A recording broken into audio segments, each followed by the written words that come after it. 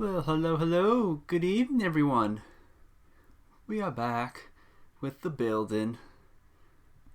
I'm still not used to doing this kind of thing. I was not as prepared as I thought I was. Hence, we are starting a little bit later than I was planning, but it's alright. Yeah, I was very unprepared. Mostly due to busyness at work, but we are here. We're going to do this, and we're going to have a good time.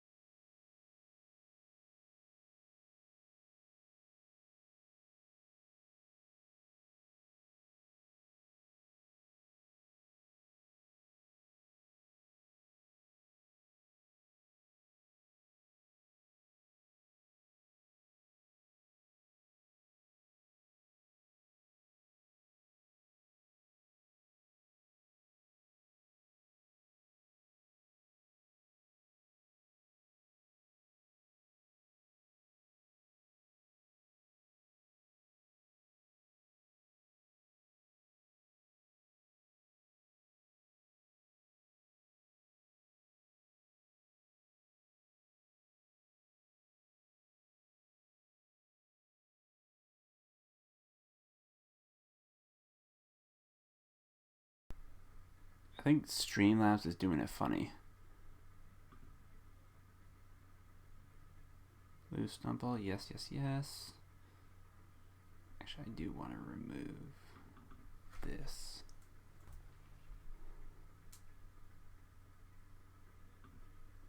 There we go. Can you all hear me now? Hopefully, thankfully we caught that early. Well, hello, Kurta. You're gonna be on mute, but hi, build awesome Legos. Absolutely. I really need to have my iPad or something. There we go. You can hear the clink of the Legos now. Excellent. Yeah, that was Streamlabs. Like, I checked, my frames weren't dropping, my mic was plugged in, so that was definitely a funny on the Streamlabs side. Currently playing Dungeons and Dragons. Ooh, I did see you go live with that. I was so torn. Like,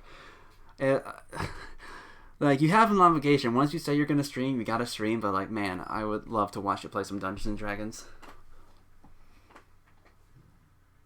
You can't hear because you're in a D&D game. Here, let me text in the chat.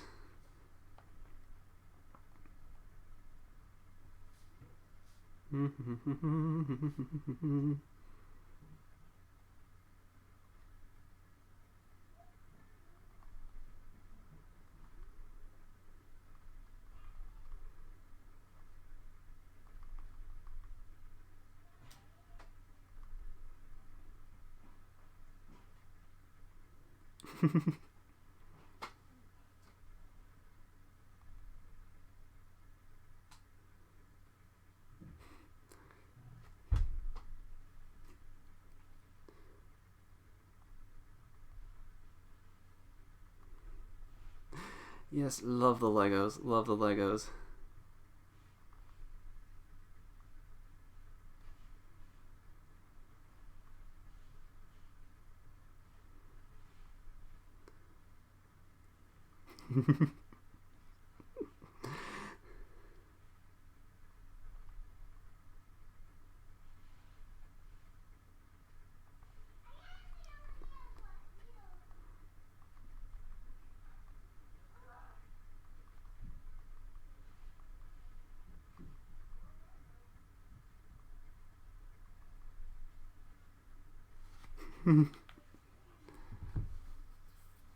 Alright, yes, we shall begin to that. Let me take a look at our start here.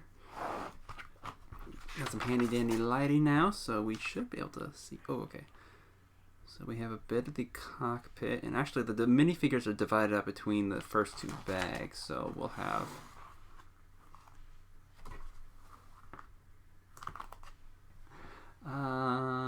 we have Luke and R2-D2, it looks like. Well, that's not going to stay open. All good. Alright, so the head's here. Okay, so this was something I was actually noticing that was super interesting. So, like, the 2004 X-Wing, like, it came out, I was going to say, they had a whole line of, like, the episode 5 sets from Empire Strikes Back. The X-Wing that had that year was, or I guess, yeah, from that era was when Luke goes to Dagobah to train with Yoda. So you had Yoda's hut, Yoda, and then a Luke in his training outfit, not his pilot suit. But what was interesting is, like, in episode 5, he has Anakin's lightsaber, which is blue for the entire of the movie until he loses at the end. But the set, funny enough, had Luke's iconic green lightsaber. Of course, now, like, this is from episode 4. He has the blue lightsaber. I'm not sure. Yeah, it's transparent. You can't hardly see it, but it's blue. Trust me, it's blue. So that is the what's the word? Authentic, accurate lightsaber blade. But yes, hopefully audio stays in. And of course we have. So that's the funny thing. I saw a video, or I was watching a video. They mentioned this, and is totally true. But like the amount of Luke's I have, just like the pilot Luke and his lightsaber, and the amount of R2D2s, just like how many sets they appear in is crazy. They'll be there. Will this be on the test? Yes. There will be a pop quiz at the end. Make sure you take notes. So yeah, we got that. Might have to. Where would be the best place to put this? I don't know. Well, they're trying to escape already. Do I have any Lego BB-8s? That is... You're right, I do not. I don't have a single set from any of the sequel movies, actually. Because when the sequels came out, so like BB-8, Rey, and all them, at that point, I had stopped getting Legos regularly. Pretty much, because I was actually in school at the time, I wasn't getting any Legos whatsoever, so I missed out on pretty much all the sequel line of Lego sets. So I do not have a BB-8, no, unfortunately.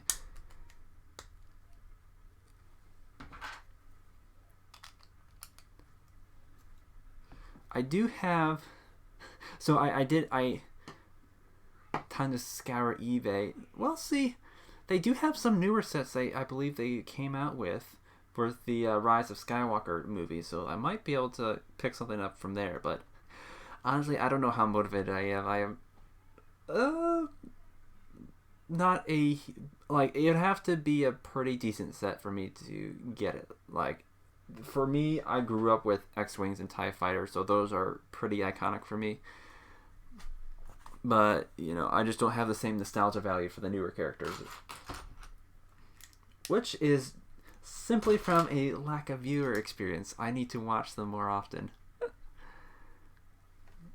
Still, for the most part, pretty decent movies in their own right. But yes. What was I saying? Yes, I have my monitor set up. So like this is where I normally play Splatoon on. I'll have my stream or my laptop open with stream and all that. But since I don't have games going, and I didn't seem to have any frame rate issues last time, I have my monitor on and got basically a dual monitor setup now. So I have my Streamlabs open right in front of me. So I should not miss any of y'all's chats. I know when I'll have it off to the side here, especially when my microphone's in the way, I tend to miss stuff. Speaking of which, how is the volume?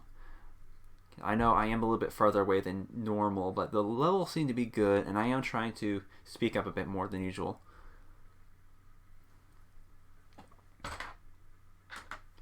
Lego building is very chill and at the same time super exciting for me, so I have a little bit more energy than I sometimes do when I'm streaming. Let's see. I have a feeling this is progressing along quite nicely. It is definitely much smaller than the Walker was, so we won't be taking 4 hours to complete this. And that was kind of why I wanted to have the other X-Wing built as well, so I could extend it out a little bit longer.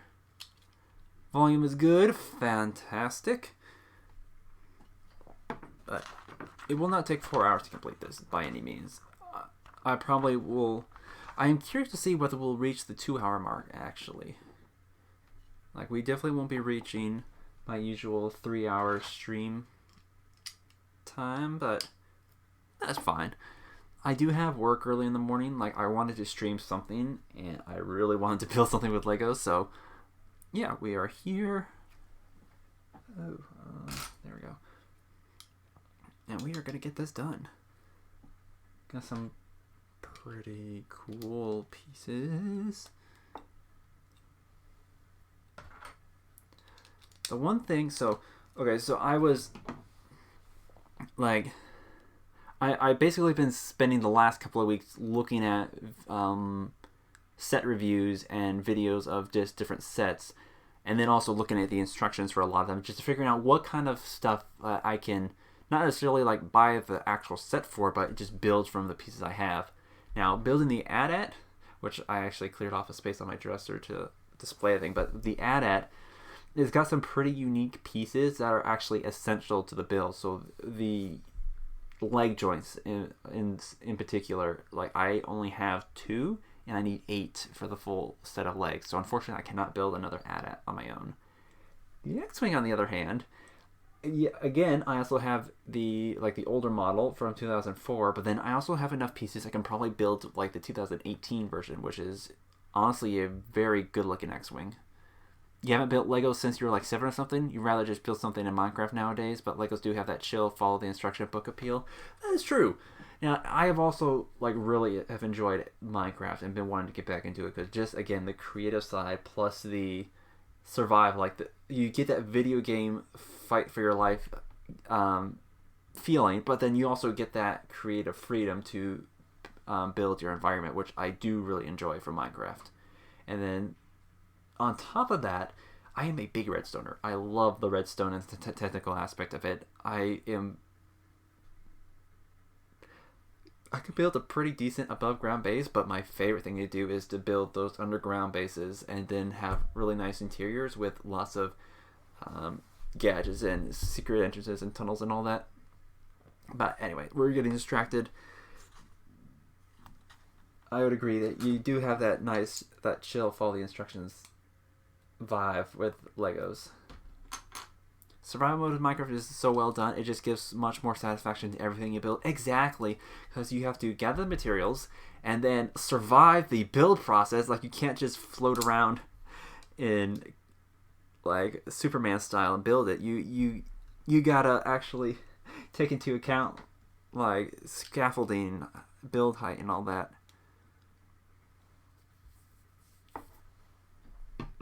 And then just they've been, especially this recent update that they're coming out with, just the amount that they're adding in on a regular basis is just keeps it fresh all the time. Like, I'm pretty sure I missed the part 1 of the Caves and Cliffs update. I have yet to play Minecraft since that first came out, but I'm definitely looking forward to part 2, and I really want to either right before it drops or when the second part drops start doing some YouTube videos if I can find the time to edit those. I've been playing around with Final Cut because I and my family are big into the Mac stuff, so we are well integrated into the Mac hub. So we have a copy of Final Cut Pro.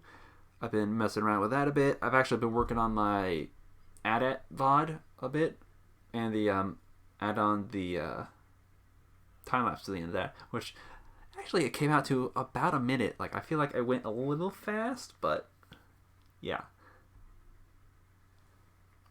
No one wants to be that guy that falls off the bar stands when constructing a skyscraper and goes splat in Minecraft. Yes, indeed. Yes, indeed. Hate to be that guy.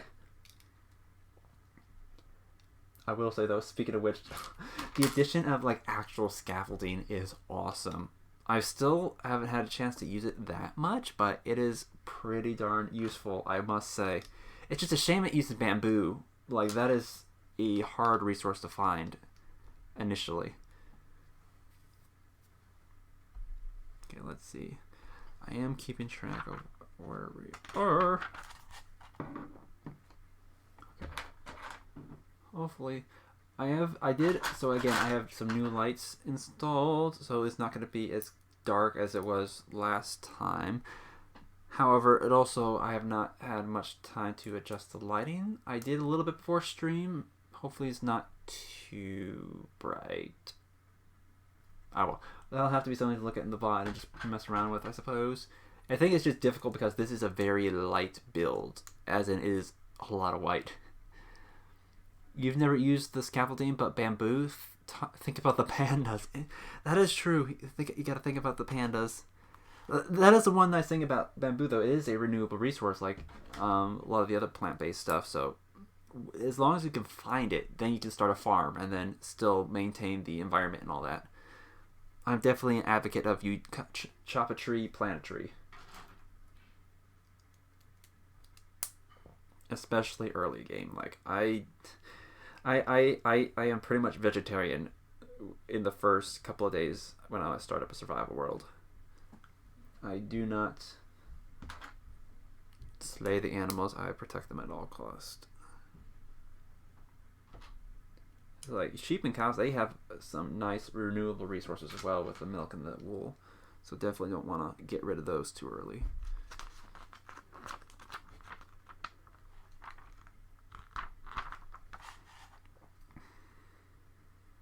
But yes, that is the nice thing about, even though bamboo is hard to find, having a renewable resource like for the scaffolding is like you can start a farm and then you can build it up. Vegan Minecraft challenge would be interesting. No enchantments for you. No enchantments. Interesting. See, I could totally see the whole, like, well, see, now that I think about it, because a lot of, if you're going, I'm not sure what level of vegan you are referring to, but, like, if you're, what I'm thinking of, like, definitely no meat, but then also the no milk, which is a lot of recipes call for milk in it, so you probably, a lot of potatoes, a lot of carrots, a lot of lentil soup.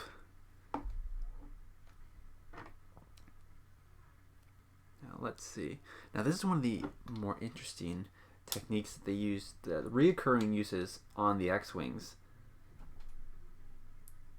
To get that gradual slope, they have these bendy pieces. I don't know if I have any more, but basically is that you have this. Here, I can actually, let me disconnect it real quick. Weak Minecraft challenge would be interesting. I guess just weak enchantments. No books because they have leather. Oh, I understand. Yes, you're right. You're right. That definitely would be quite the challenge indeed. Oh, I forgot a piece.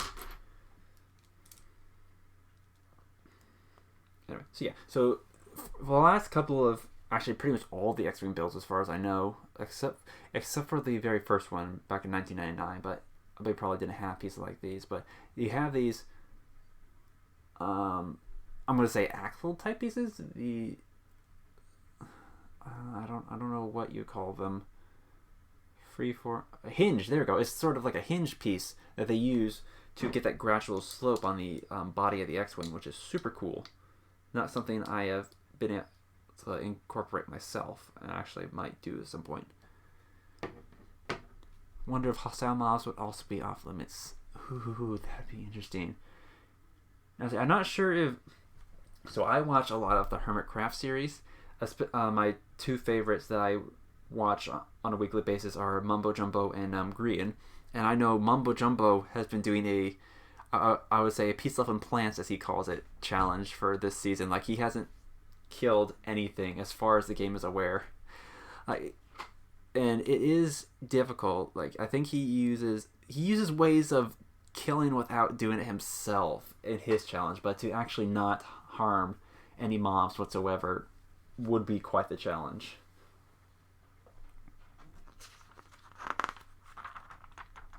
Keep looking Legos indeed.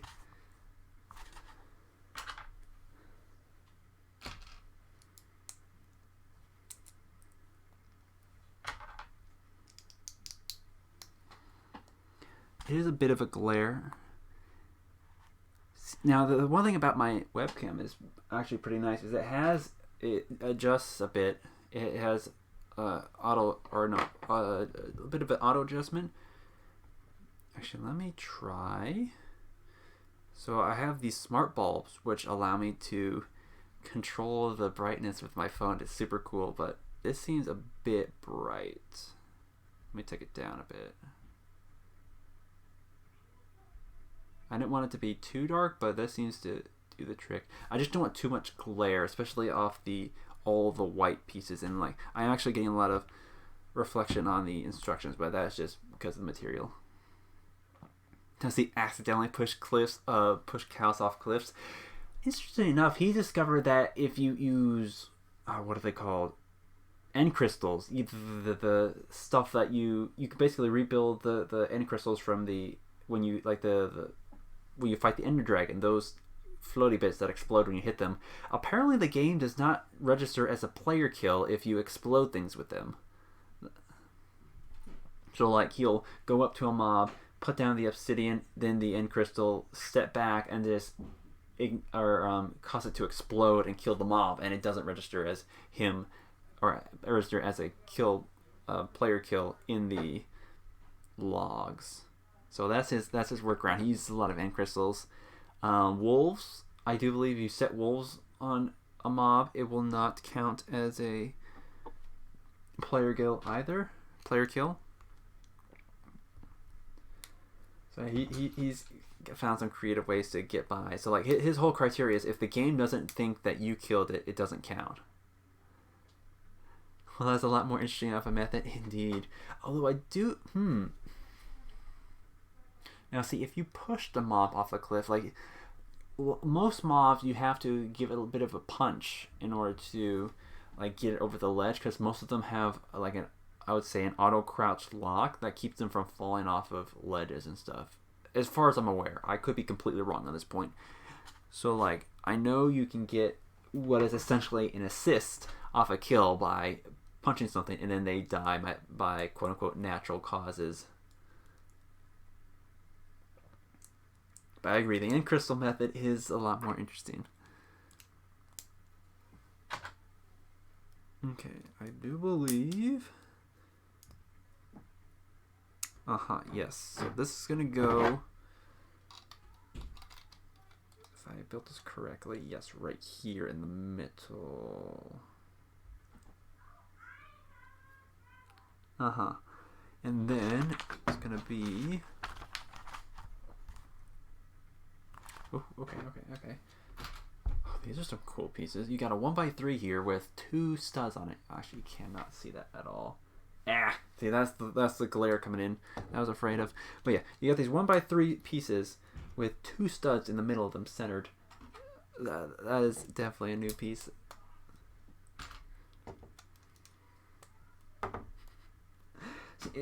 As I said, it's been a while since I've actually gotten a Lego set. Certainly well before I started school, which was... in fact... I'm trying to think of the last set I got. It was after I graduated high school. I was in community college at some point. I think I did get some sort of Lego set, because I got the Darth Vader transformation chamber from episode 3. You hear they now have a Luigi's Mansion Lego set. Ooh. I'd be interested to look that up, because I know they have like the Mario play sets, which is basically play a Mario game in Legos, and it is but to have something more, see, that's why I'm very disappointed in. So far as they have like the I don't know, the play Mario game with Legos, but they don't have any Mario character minifigures yet, which would be super cool indeed. But I will definitely have to check out this Luigi's Mansion set. So far, their best Mario set, although they do have some pretty cool sets. Like, I do like the flying airship. But yeah, definitely the mystery block is one of my favorites so far.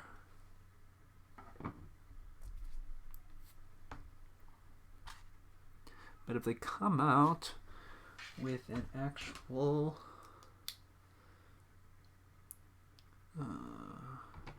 Luigi's Mansion set, I see Luigi's Mansion set, I would be very interested to check that out.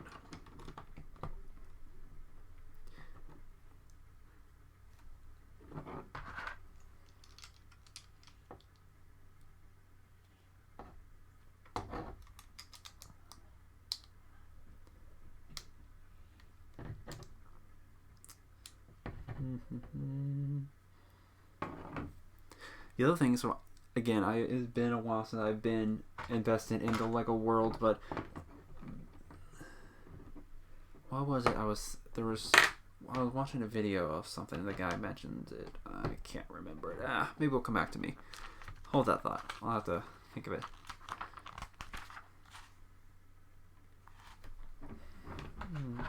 Nice.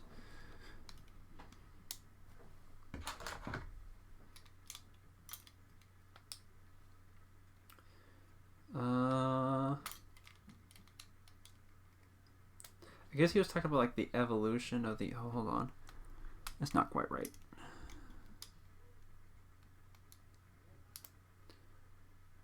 Okay, there we go. I had it not quite far enough down. Got it. What was I say? Oh yeah, so specifically the evolution of the X-Wing, and this applies to most of their, at least the Star Wars line of sets, but probably their sets in general. Just the evolution of the both the size and price value of the set, or yeah, the size to price value ratio was interesting. So the last iteration, so back in 2018, was the last X-Wing fighter that they designed and released. Where am I? Oh, yes, I need these. Yeah, so back in 2018, last X-Wing they designed and released. It was not necessarily larger in size, but it was more, had a higher piece count, a little bit more, I'm gonna say detail. So it was,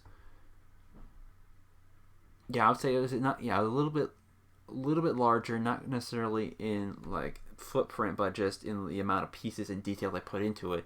And it was retailed for about $80, something like that. It was a pretty expensive set. This one retails normally for about $50, so like $30 cheaper, and is a much smaller, well, not necessarily, again, not smaller in footprint, but definitely a smaller in footprint. So like just like, no, not footprint, not foot, piece count and detail. So it was a little bit more, is a little bit more inexpensive, but along with that you get a little bit less detail on the model. I thought that was pretty interesting, because it pretty much up until the last one they've been making basically like pumping it up, as it were, putting more pieces, a little bit more expensive, but more pieces, more detail, just like making a better X-Wing for collectors. But this one they've really scaled down more to cater to, I guess, the target audience, the younger crowd. So it's more accessible and not necessarily as detailed. I think that's the point of all that rambling. Let's see. Same goes for some of the other sets, like the TIE Fighter, for example. That was also around $80 to $90, and then they downscaled it with the newest version this year to about $40. This one actually got on sale for about, well, actually, so I was on sale for $40. Then I had a 50% off just with my various discounts that I have. So I had a pretty good deal on this thing.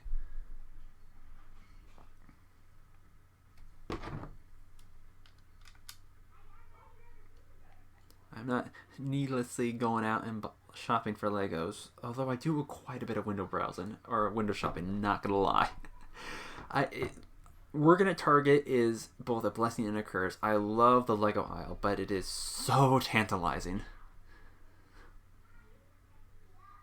The video game aisle, it used to be for a while, that section of the store used to be my kryptonite, but because I own most of the games that I really like already, is like, seen it, not really as much appeal. But with these things, like, I could literally buy all the Legos in the world and still want more.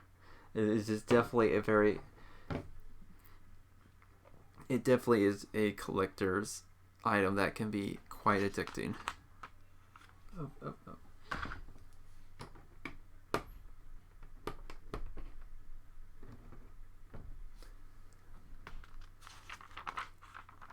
People at Target are really going to be confused when they see employees gawking at Legos. Perhaps so. What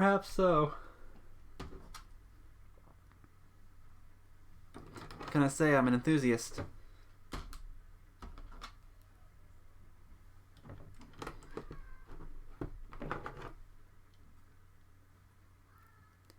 Was like on top of all that, what's equally unfortunate is like the path I take to get to my workstation is like right through the Lego aisle. Just like the quickest route is through the Lego aisle. And it's like, yes, just get my Lego fix for the day.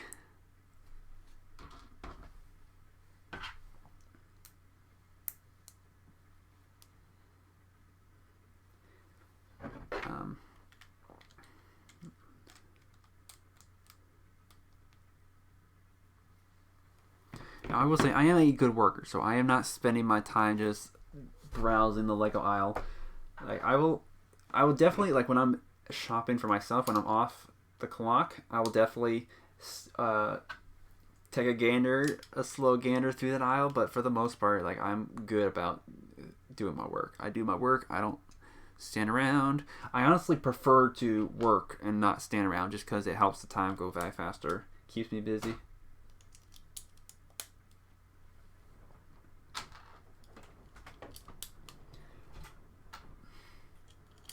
Now my plan is, like my plan was for tonight, but it didn't really work out.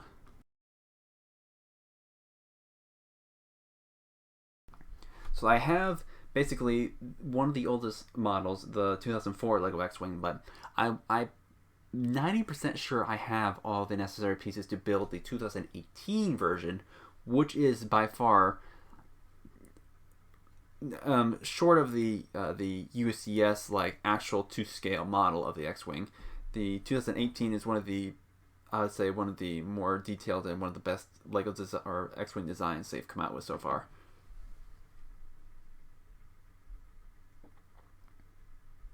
If you worked at Target, that folding Samsung phone would probably be the thing you'd gawk at. It's just like folding glass. It is pretty darn cool. I will say though, it seems like, I don't know if it's just like a market thing or a Target specific thing, but we tend to, at least the majority of our products are more Apple oriented. Like our section for all of our Apple products is definitely a lot more extensive than our, or pretty much any other brand for that matter.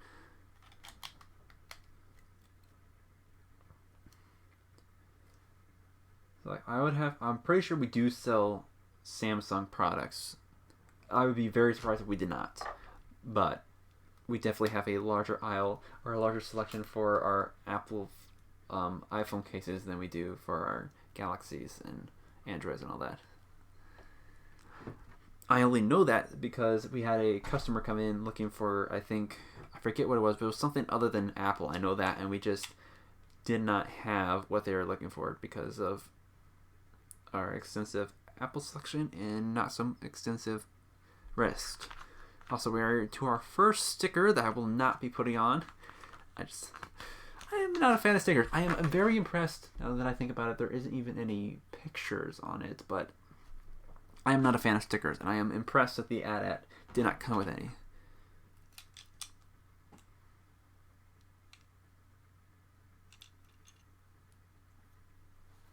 Did I miss something? I don't believe I did. Okay. We shall continue on then.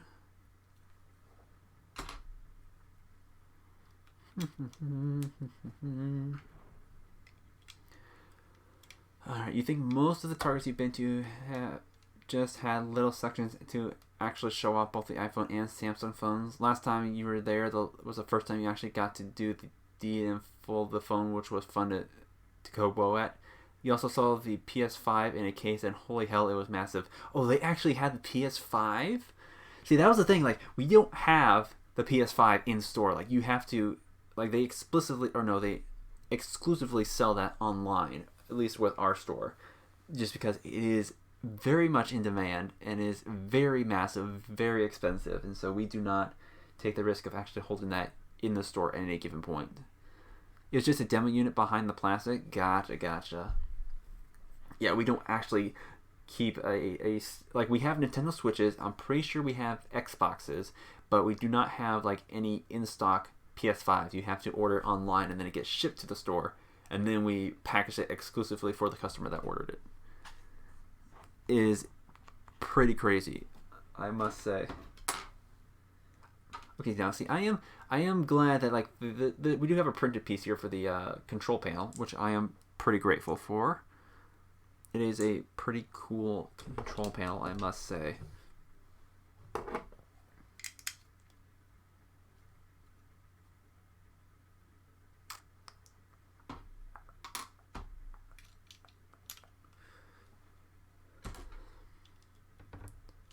Oh, speaking of which, so I posted in Discord about the new UCS AT-AT, the 800 model, and oh boy, it is massive. Like, you talk about a big unit. It is massive. Like, I watched a review. I think it was a review of, like, it hasn't been released yet. I think it's supposed to release on Black Friday, but there was someone got a early copy to do a review on by Lego, and he compared it to the one I have, which is about retail of 160. Pretty decent piece count, and yeah, that thing's a good size. You saw me build it. It's a good size, but is big compared to mine. I was super impressed. Now, that is that. The other reason I mentioned that is that they're actually coming out with some more Hoth line. So like they're coming out with some more sets from the Battle of Hoth, which I'm super excited for. From what I can tell, they are a bit expensive compared to past sets, but I mean, I'm probably not going to get any of them until they go on sale to begin with, but it is a shame that they are so expensive at the moment.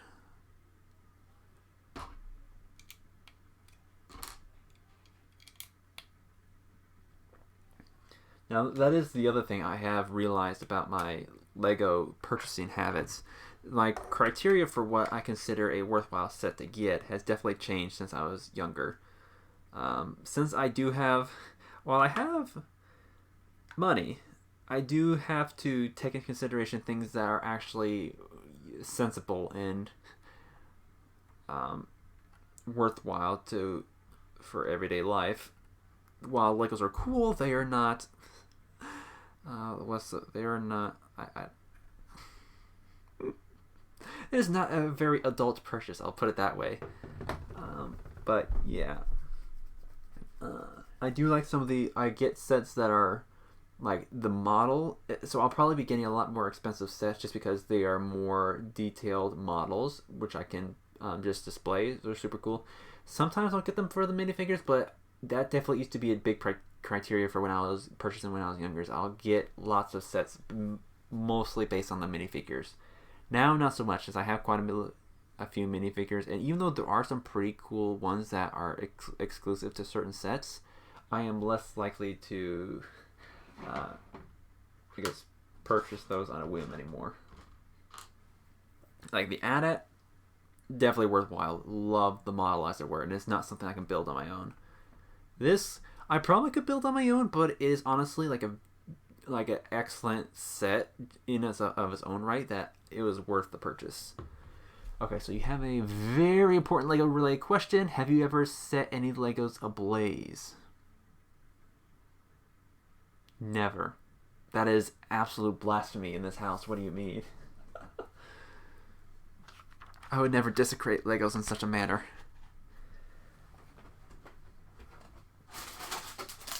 I will say though, that leads me to dang, no Lego burning. Not in this house. Not with I am mostly kidding when I say that Legos are sacred, but that is just like the thought of like burning or throwing out Legos just is like, I don't know. I'm gonna say an extreme case of sickening, but we did have friends at one point who on a regular basis, like if you left just like regular pieces lying on the floor, like their mother would literally just pick them up and throw them in the trash, and it just like what's the word? I'm gonna say shocked me.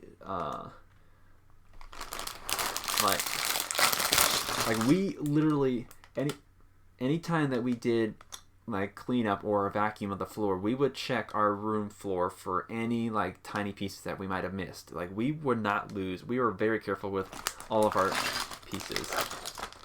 So the idea of throwing them away, losing them, burning them, it's just like nope. It could be a zombie apocalypse, and I might really be hiding with all those Legos in the corner after all the burnable objects have been exhausted. Oh yeah, I will be in my bunker with my Legos and my Switch.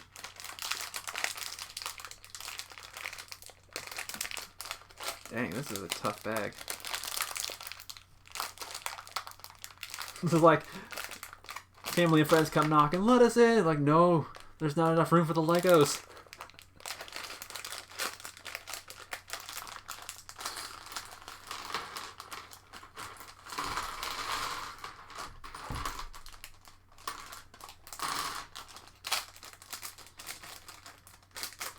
Once again, I have not been able to find, at least in when I was setting up stream, the like there's an arts and crafts category for Twitch. I wasn't able to find it, so we're just chatting, which is technically true.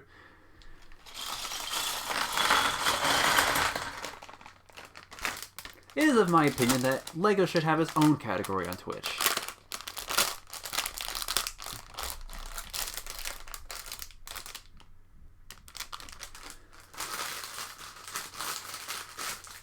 See, I'm even very thorough when I open my bags to double check for little pieces. That is how...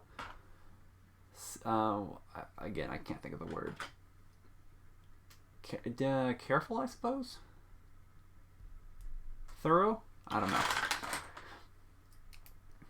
I will admit I'm a little bit scarred from having lost Legos in the past.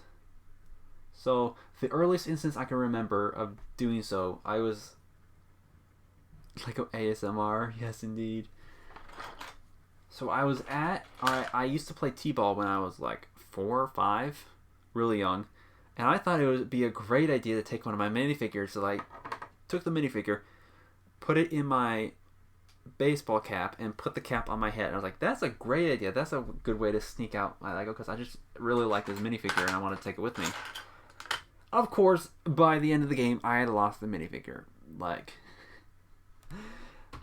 Any sensible person would have known that was a bad idea, but, you know, 5-year-old me was like, nah, I am careful enough. I won't lose it. And I promptly lost it. So I was sad, and I learned my lesson.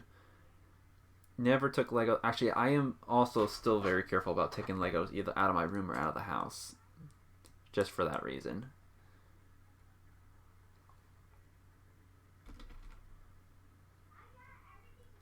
A 5-year-old 10,000 IQ moment, yes indeed. Now, the second way I've been scarred, so as I got older, we would have guests over, younger guests, and I thought I'd be generous enough, you know, I have a large collection. I would get out a drawer of my minifigures, let them play with them. Not a good idea. Both occasions, like the only 2 occasions I've ever let anyone other than say my siblings, like anyone from outside the house, play with my Legos, minifigures, and like not just whole minifigures, like parts of minifigures would have gone missing. Like honestly, I want to believe that they're just lost, but the amount of rearranging we've done in our room, there's no way that they're lost. Like just they legitimately took my Lego minifigures, and I am very much scarred from that, and will not let anyone under the age of 18 touch my Legos. Also, we have our Princess Leia. Again, is very white clothing, very difficult to see with the glare. And then General, I can't even remember his name, but he was a general from episode 4.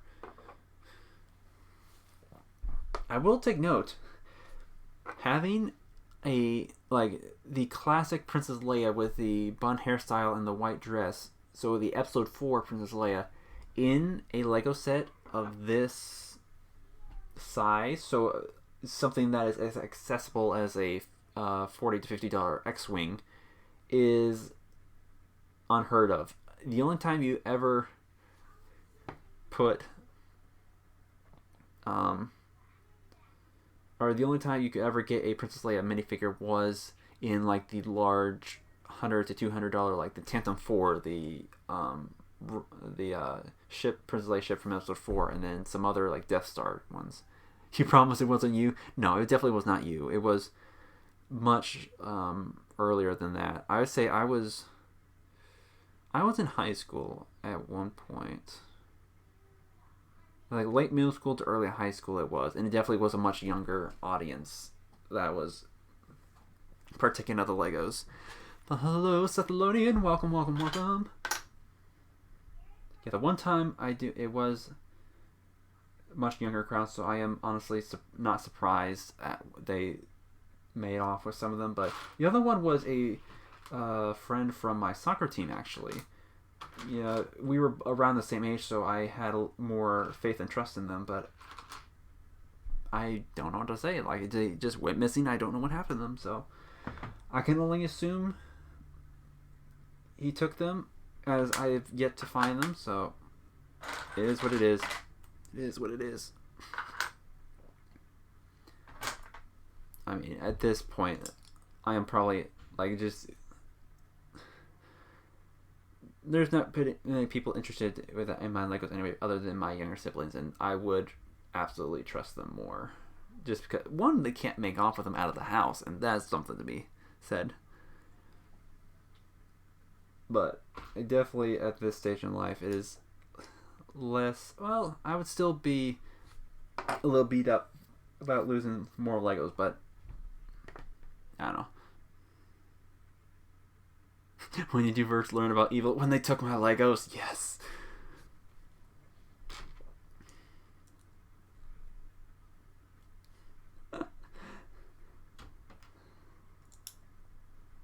What is the worst thing you could ever do?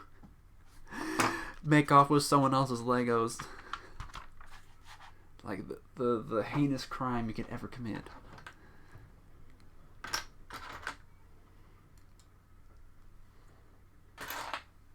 Yeah, I don't know if you have gathered at this point, but we are building the Lego X-Wing 2001, or no, not 2001, 2021 edition. So their latest edition of the X-Wing fighter.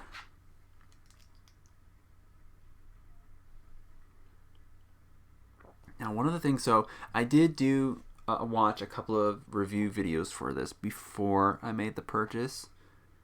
Like, that's the level of like when adulting influences your Lego buying decisions. Yes, I watched several videos. Actually, I watched several comparison videos, in fact, to see whether it would be worth to get the new X-Wing or if I was better off just making my own. And basically, the conclusion was, it's a great model. Not the best model they come out with, but it's still it's like well worth getting. And so that's why I ended up deciding to pick it up. And I will be able to judge for myself if I do get around to building one of the other X-Wings.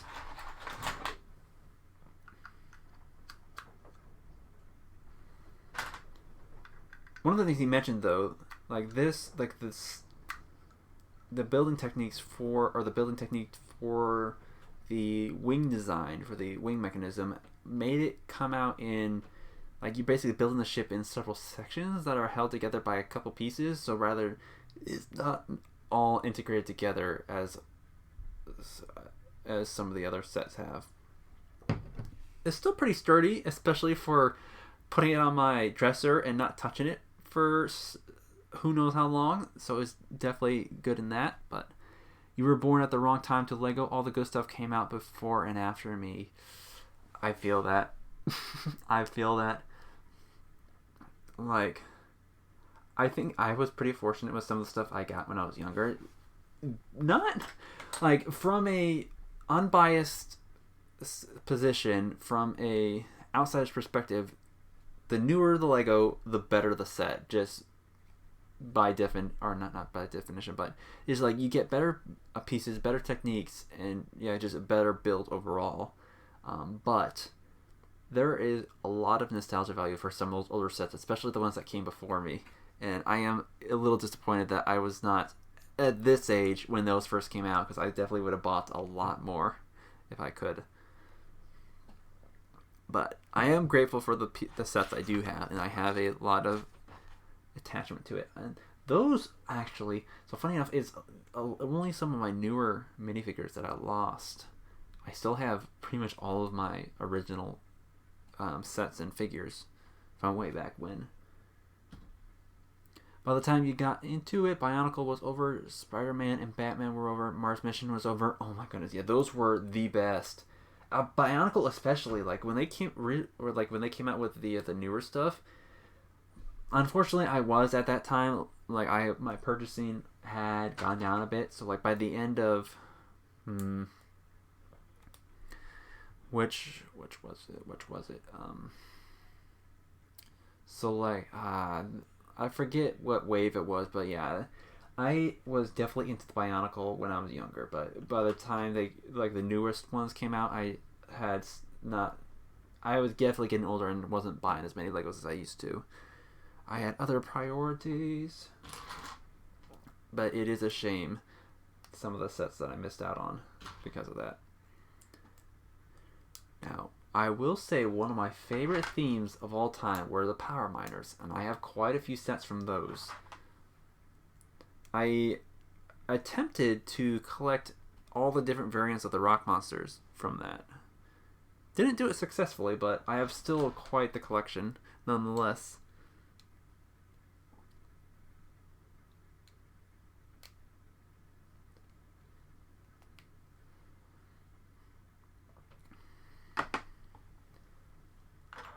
It is a shame about the Spider-Man and Batman, though. They had some pretty decent sets back then.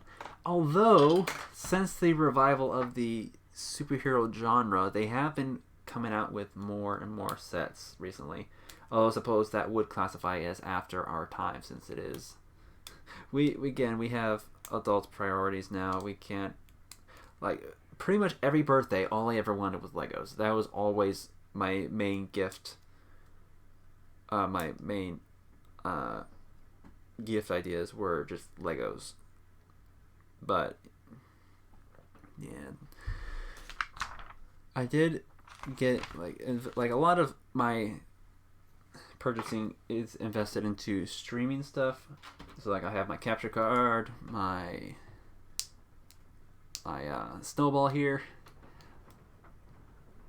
my lighting, and hopefully eventually I will be getting a new laptop. I think that is going to be my next big purchase once I do a considerable dent in my student loans, though. Oh yeah, student loans. Yeah, that is definitely the biggest priority in my income right now, or biggest priority for my income right now. Yeah, all the cool sets come out and don't really care anymore. True, that is true. I do think I don't get excited for many of the sets anymore, as you said. I think because I have enough invested interest in Star Wars in particular, having that like Legos and Star Wars, since I like both genres, it just like doubles my, or not even like, yeah, increases my interest, motivation.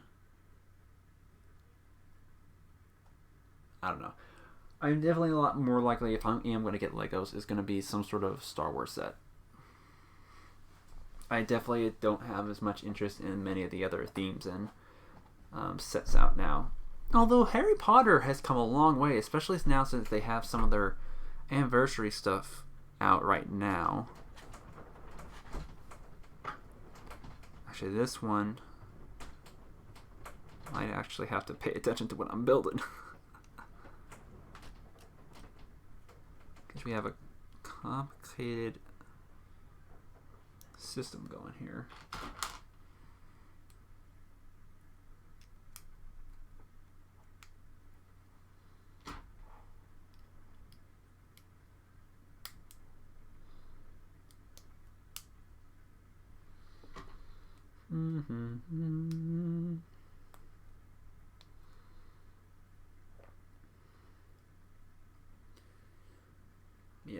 none of the smaller sets. Oh, I put that on backwards. Rip. Yeah, none of the smaller sets really have any appeal to me at this point. If I'm gonna be getting the Lego sets, I'm gonna be investing in some of the larger stuff. Like, I really want that UCS AT-AT, man. It is so darn cool. It is so darn cool. That is definitely gonna have to be a year-long investment, though. At least. The Mario Cube, yes, that is also on my list. Unfortunately, well, maybe unfortunately, that is a online exclusive at the moment. Like, you can only get it from the Lego website, maybe from other retailers online, but like, we don't carry that in store at all. So, but I so want that. It's so cool. And Naoko here is saying that they actually came out with Luigi's Mansion Legos. I've yet to take a look at those yet.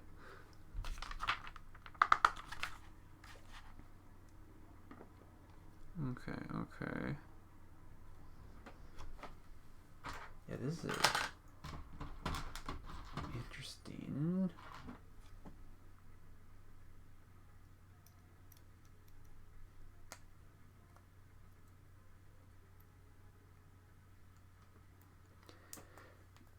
Yeah, I've not seen these Luigi's Mansion Legos, but I am very much hoping that they are not like the other what I don't even know what to call them, like the Mario game with Legos line of sets. It's like you build levels out of Legos, and then you have that weird electronic Mario, like you can put suits on and all that.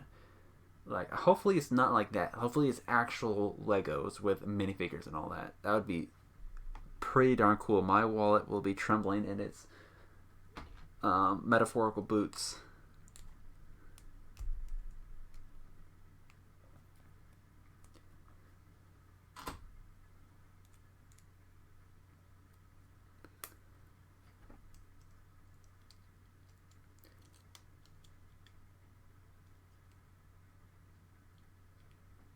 Of course, I'll probably want to get the Mario Cube first for Nintendo 64, because I do have. That is pretty. Oh, I did not do that right. Yeah,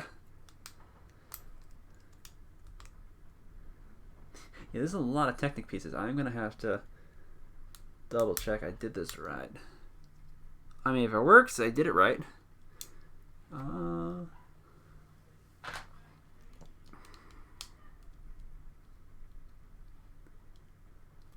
Oh, hang on. I missed something. No, I did not.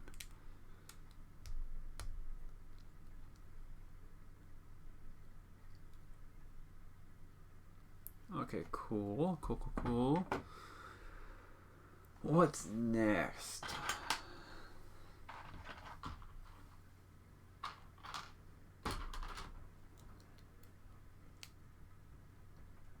Dang.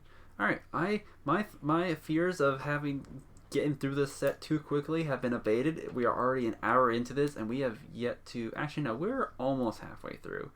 We're almost through the second bag. So yeah, we're gonna put a good bit of time into this. I am super glad for that.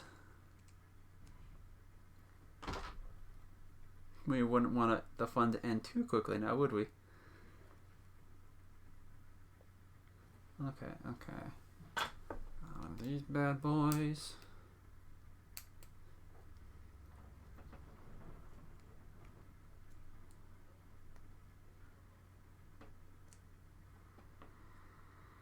Oh, now we need two of them.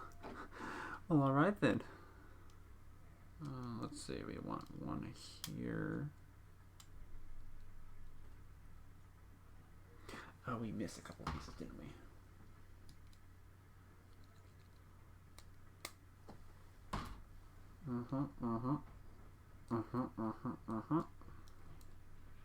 There we are. Okay, and then gotta do the whole thing over again. Okay. I am curious though. I don't think I've ever gotten, like, with the exception of Bionicle, I don't think I've ever gotten like any of the full-scale Technic sets, or like a full-on Technic set. I have sets that incorporate a lot of Technic pieces. Biadat, for one. Get a nice Technic frame to hold the whole thing together. But yeah, I don't think I've ever gotten any actual sets.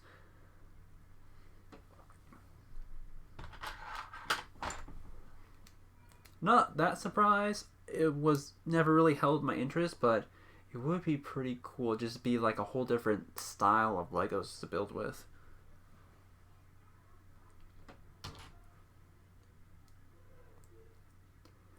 But I will admit, I really like the traditional bricks. Which is actually, that's another thing I had to resist. The Minecraft Legos. Like, those are... the sets themselves aren't that great, I will say. Like, they're definitely aimed for a younger audience. The only reason I would ever get something like that would be for the minifigures.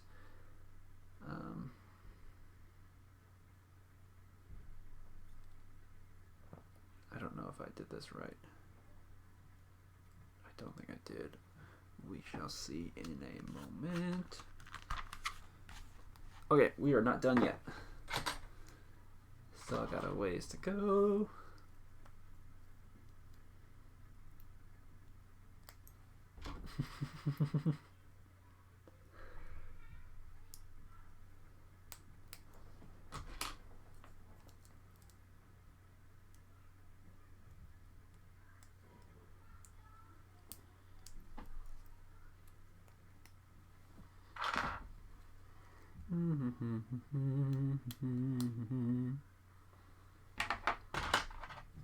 It's funny. I've actually started humming while I'm at work. I don't think I've ever used to do that, but I just like I would be doing something and I would just hum while I do it. It's weird. Not used to that kind of thing.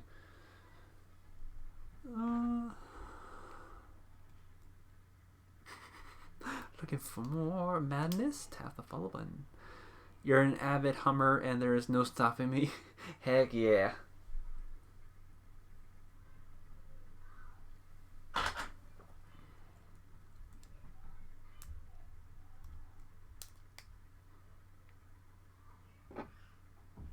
Okay, now what?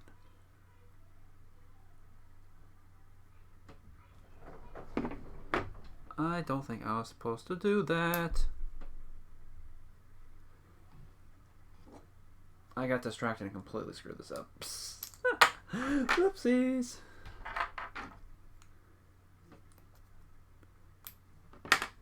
No, I was not supposed to put that there.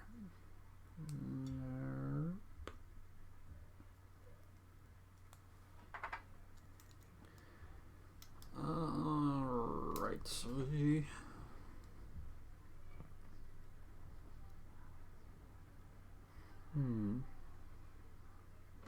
Yeah, this is this is slowly becoming very complicated. Okay, we got that. Then here we go. There we go. Oh, too far.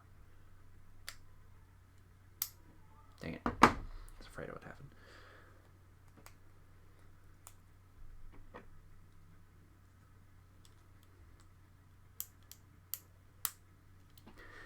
I believe I have done this, well, as soon as I can get this on, I would have done it correctly. Yes. Okay, I'm gonna play safe. Ooh. Yeah, that's the other thing. Breaking Legos is scary. Ooh.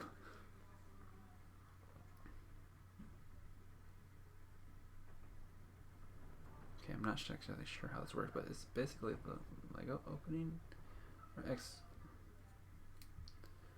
I feel like I did something wrong. What did I do wrong? I don't know. No, we're not putting stickers on that. No, thank you. Oh, wait, no, not quite done yet. Goes that way. And that way. Like so. Nope, I did it backwards. Aha.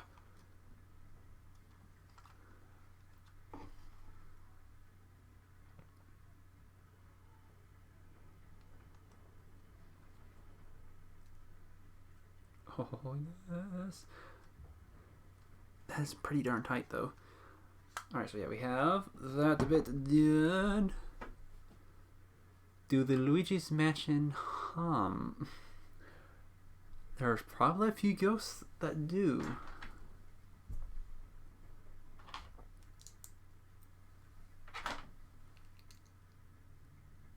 Oh, do the Luigi's Mansion hum? I don't think I know it. I'm ashamed to admit, I don't think I know the Luigi's Mansion hum.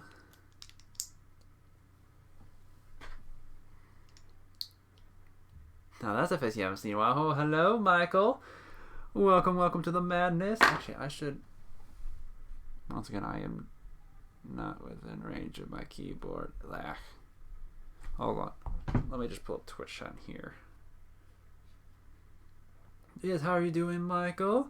It has certainly been a while. Hope you're doing well.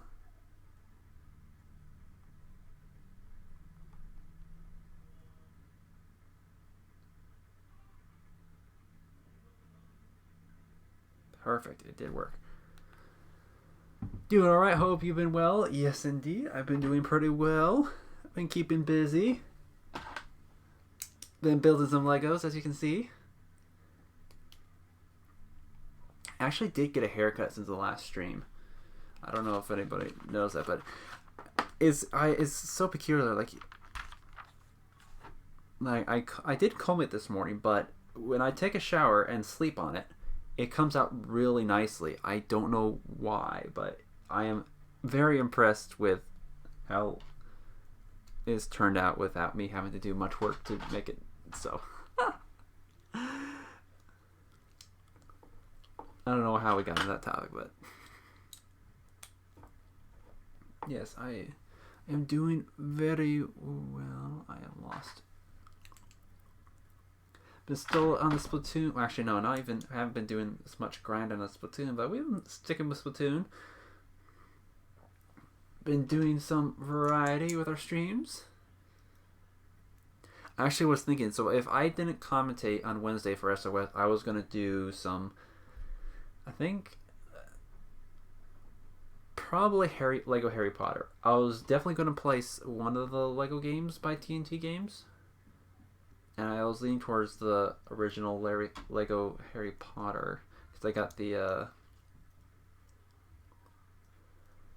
deluxe version on Switch. I do have Lego DC Villains, which I have yet to complete yet, which is pretty fun. But for nostalgia value, I was going to start with Lego Harry Potter. Which, funny enough, I don't have the VOD for this. I wish I kept this. But my very first stream that I did was Lego Harry Potter. It wasn't even a full stream. Oh, hello. Hello. Welcome, Raiders. Welcome to the madness. I'm sorry, I am away from my keyboard, so I must shout out the Curta from my phone. There we go. Yes, welcome. Welcome, Curta crew. I hope everyone is doing well. How was the Dungeons and Dragons? Yes, how was that? How did that go? I am honestly surprised that I have, well, that notifications are in a very awkward spot, but thank you for the follow. Had to rate the Lego stream. Yes, I am honestly surprised I am not done with it yet. Like, I am barely halfway through. Well, actually, I'm almost halfway through, but yes, I am impressed that I have not finished it before you. But yes, welcome. We are building a Lego X-Wing. Glare is fun, but yes, we are pretty much finished with the main body. We are currently finishing up the back portion now. Where I keep losing my spot. So much going on. Well, I honestly lost track of what we were talking about. I know at some point we were talking about how great my hair looks, but that is beside the point.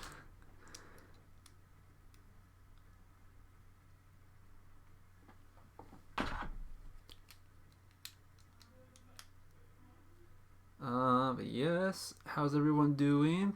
Beautiful hair, yes, yes indeed. I did get a haircut not too recently, but in between last stream and now, it's much shorter than it used to be. I should probably turn the page to see where I'm going. But yes, how did the Dungeons and Dragons go? I know a fair bit of it. I have yet to play it myself, but it sounds like a lot of fun. Like a lot of fun.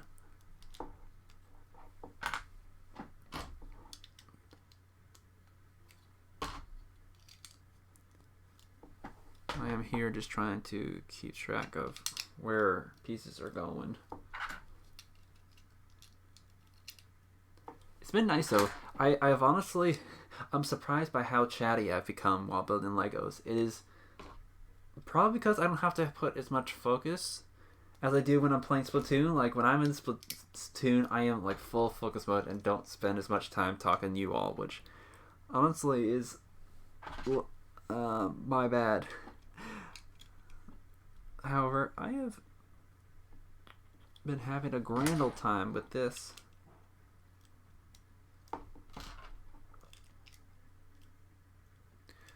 Once again, we are about halfway through. If I can get this to... Oh. There we go. Oh, yes. I guess this is what he was talking about with the sections. But it's honestly not that bad. There's some technical pieces holding it together. Almost done with that.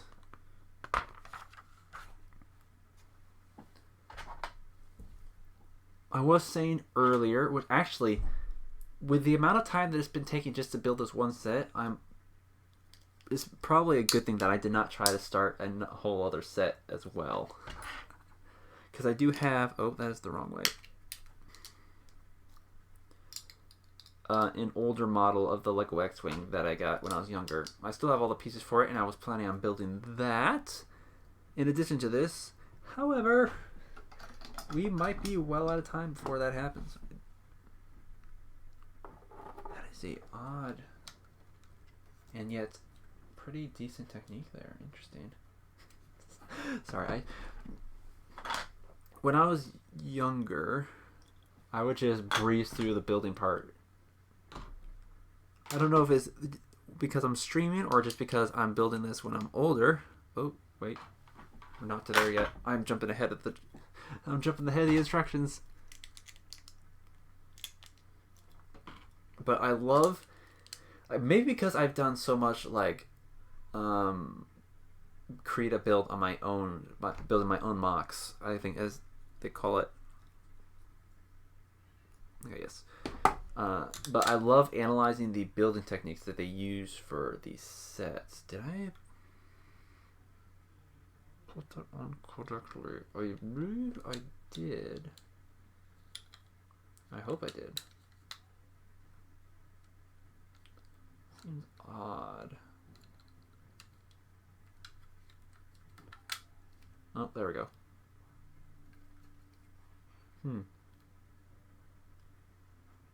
Must be just reinforcement or something. Anywho, back to it. We do have, I think we've encountered actually quite a few more places where they want us to put stickers on. I am going to forego putting on the stickers for the time being. I have yet to decide whether I ever want to put on the stickers. I am not a fan of stickers at all. Stickers are not my friend. It is a shame. It is considerably cheaper to make the stickers rather than print the pieces. And to be fair, having a printed piece makes it a little bit more unique and thus a little bit harder to incorporate to other builds. When you get a plain colored piece, you can do a little bit more with that. However, I am still an advocate for the printed pieces over the stickers. But unfortunately, I am not a official master builder yet, so I have no say in the matter. Actually, probably corporate has control over that anyway, so I wouldn't have a say anyways.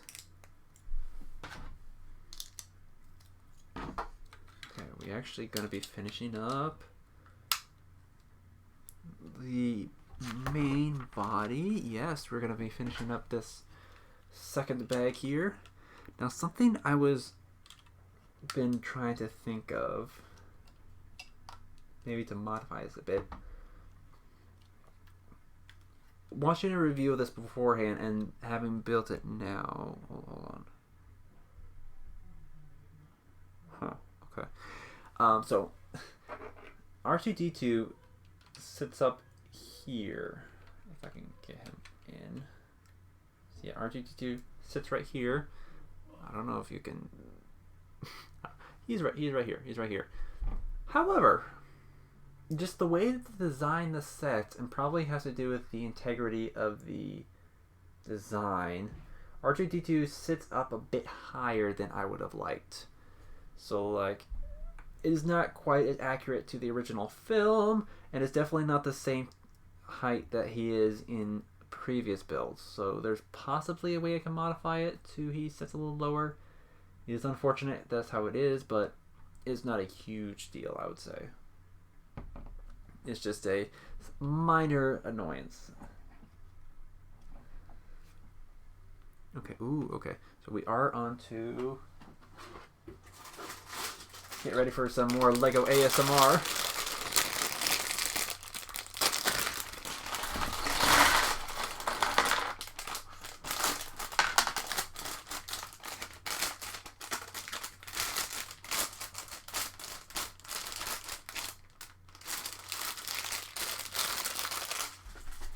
I've always got to check to make sure I don't miss any pieces.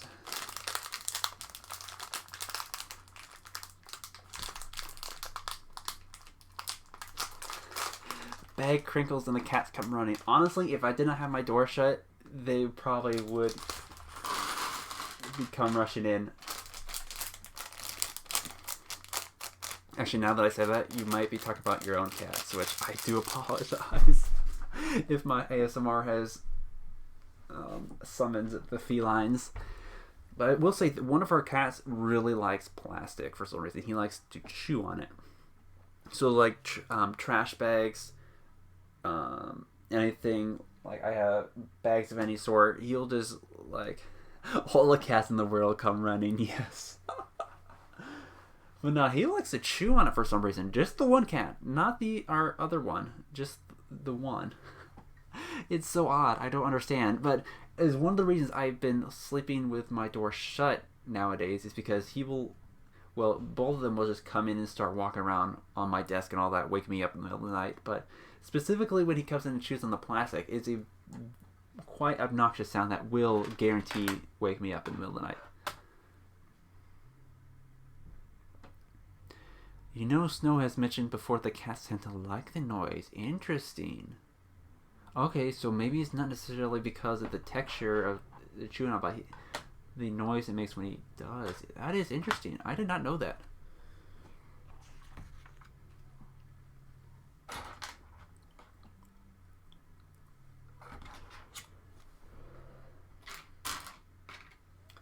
Now, so once again, R2-D2 sitting it too high, and the landing gear on this thing. It does not have retractable landing gear, unfortunately, and that is mainly due to the smaller scale of the build. I know in previous designs of the sets, well, they're more expensive and a little bit larger, so you have more room for features like that, but this one, it's just the... Okay. Yeah, you got the landing gear. It ain't gonna retract. It just kind of sits there. Actually, probably want that upside down. Let's remove R2-D2 for now. Come back with the gang. But yeah, it does not have retractable landing gear, unfortunately, which not a big deal for our purposes. Like, it's gonna be sitting on the dresser. Who are we kidding? But it is unfortunate that for a playability standpoint, it does not have retractable landing gear. And for what I've just learned, it is not very sturdy either. It comes off quite easily. However, again, not a big deal for our purposes.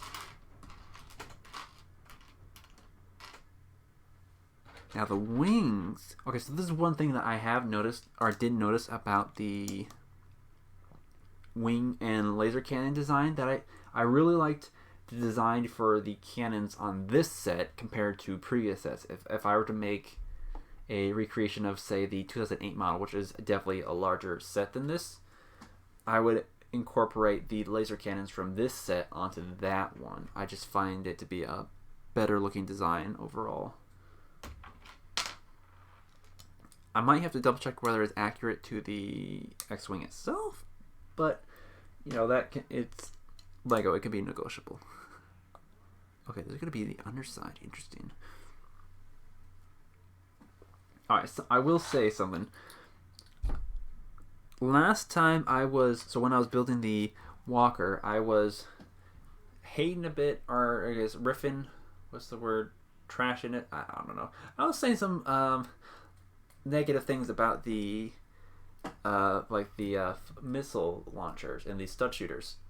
Still not a fan of the stud shooters, I will say that. However, I have been converted to liking the spring-loaded missile launchers. I think I really liked, so the original spring-loaded missile launchers were a ton of fun, I will say that. These I think I didn't like because they weren't they just tend to stick out a bit, you know. They weren't quite as incorporated into the build. It was definitely, or it was solely, or mainly, either or a play feature, not a design choice. So anything that is, I guess, catered for the play feature and not necessarily for the design choice, I'm not a fan of, but I do really like the spring-loaded missile launchers. That does bring out the younger side of me. Granted, I will not utilize them to their full potential, but it's still a fun feature to have. And again, I'd much prefer them over the stud shooters. This is like the stud shooters. We did not need those. We did not need those. They look horrendous, and they are not very playable. I don't know. Sorry, haven't said much. You've been enjoying watching the Lego or the building a lot. No worries, Classy. I'm glad to have you here. I'm glad you're enjoying the stream. You've seen you around, had no idea you were such an entertaining streamer, my dude.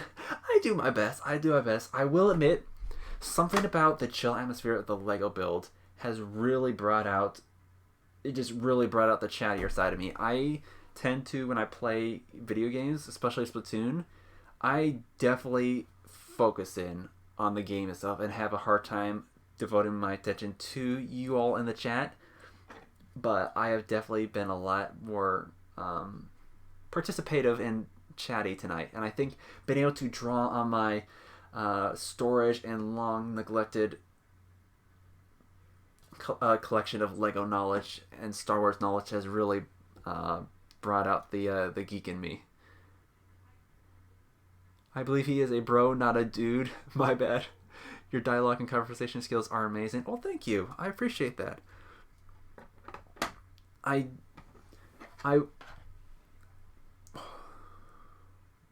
lost my train of thought there. I want to contribute that to, I guess, my limited commentating experience, but honestly, I've had more experience streaming than commentating, so probably. I don't know. Well, thank you nonetheless. I am not nearly this chatty, and usually, unfortunately. Or maybe I am. It's just, you gotta tap into the right subject. You gotta figure out where my buttons are.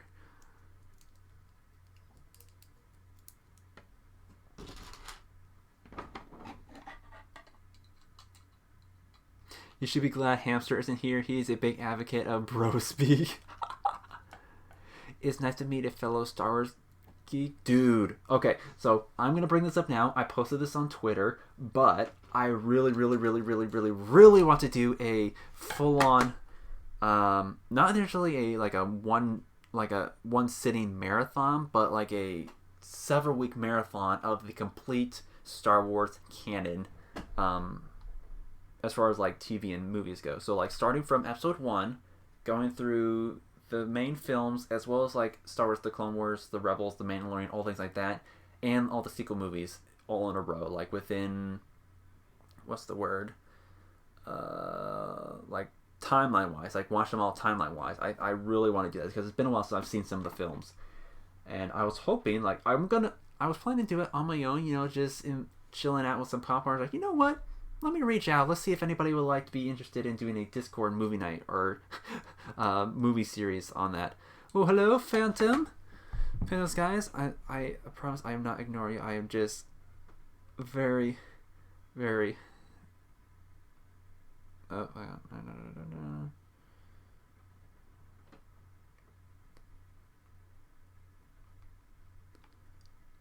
Let's make sure I got. All right, cool. I didn't get that right. But yes, if you're interested in that, Classy, I do have a Discord. I am just seeing. I'm getting a feel for how many people would be interested in that before I like officially set that up. But I am so interested in doing some sort of Star Wars marathon of all the canon universe. It's gonna be a big marathon, especially if you're including the Clone Wars, which is what 6 seasons on its own, and then you have all the 2.5-hour movies.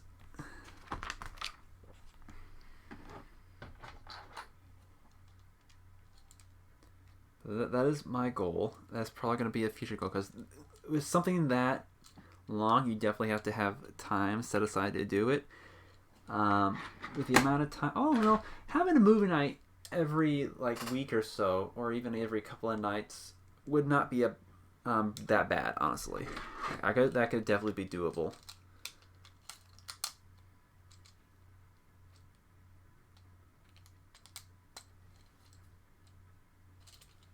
I think that was a well. Welcome to the manor, Classy.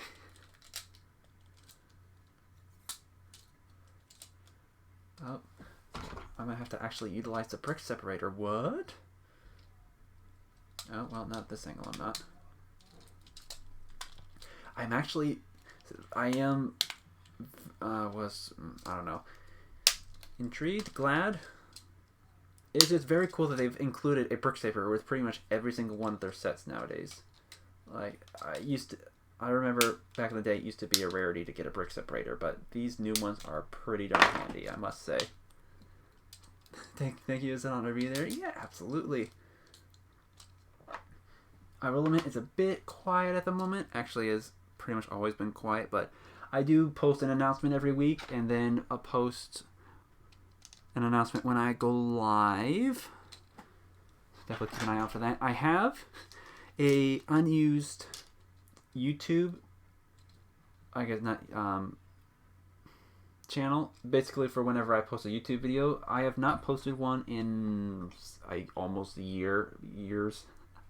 I don't know when the last time I posted a YouTube video, but I am currently working on editing down the VOD from my ADAT build so I can post that to YouTube along with a time lapse of the whole build. So definitely keep an eye out for that. It's going to be a heck of a fun time. I mean, it was a heck of a fun time the first time, so rewatching it will be a blast.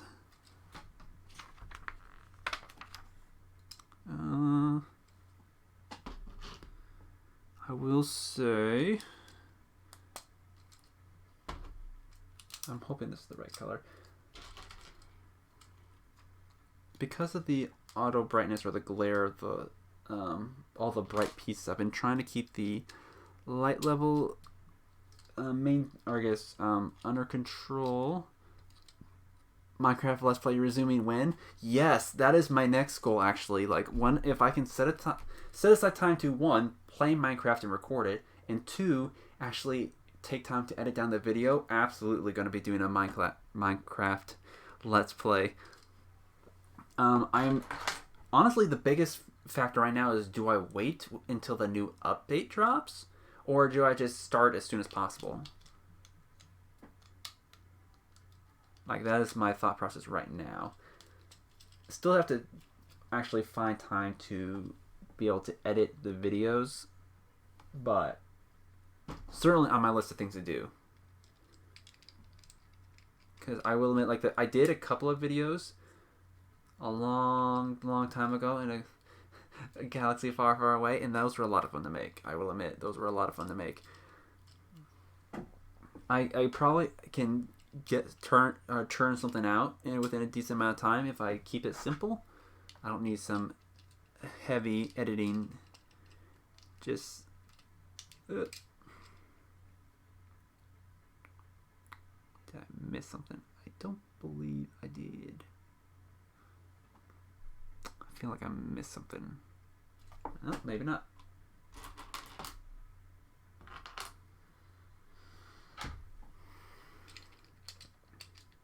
Yes, glad to have everyone on board. And thank you all for coming to hang out with me. It definitely would... Legos are exciting to build, I will not lie. Like, I could literally sit here for hours and play Legos on my own, but it is certainly a joy to have you all alongside to hang out and chat with me. It just increases the... What's the fun value? I don't know.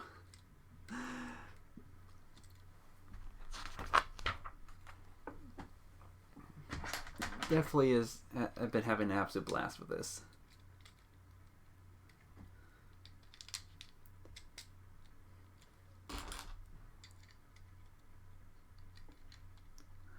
Let's see.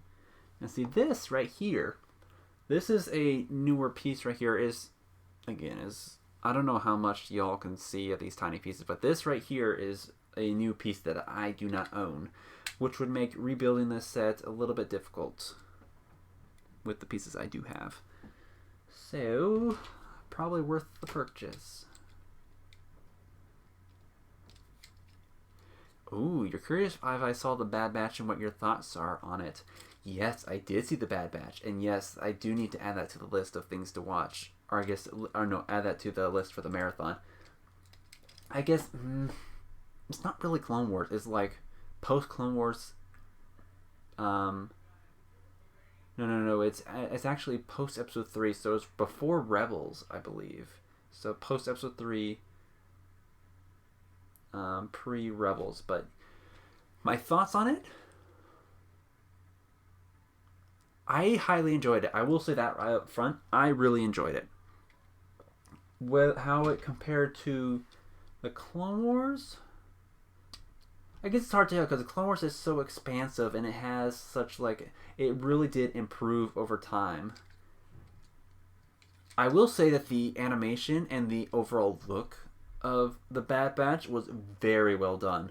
Like, compared to, say, Star Wars Resistance, which I have not watched, and we will not be adding that to the list, and even compared to Star Wars Rebels, they did a fantastic job with the animation and the execution of the production of it.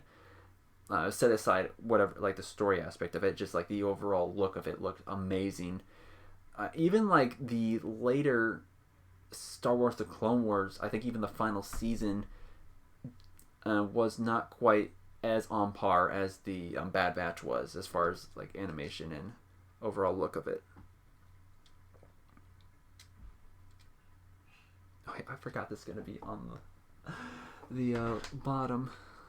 I'm making the lower wing. So we got, once again, we have our non-retractable landing gear. Is there anything else? See, that's the one thing about building and chatting is like I'm always worried I missed something. But so far I've been pretty good. Pretty good.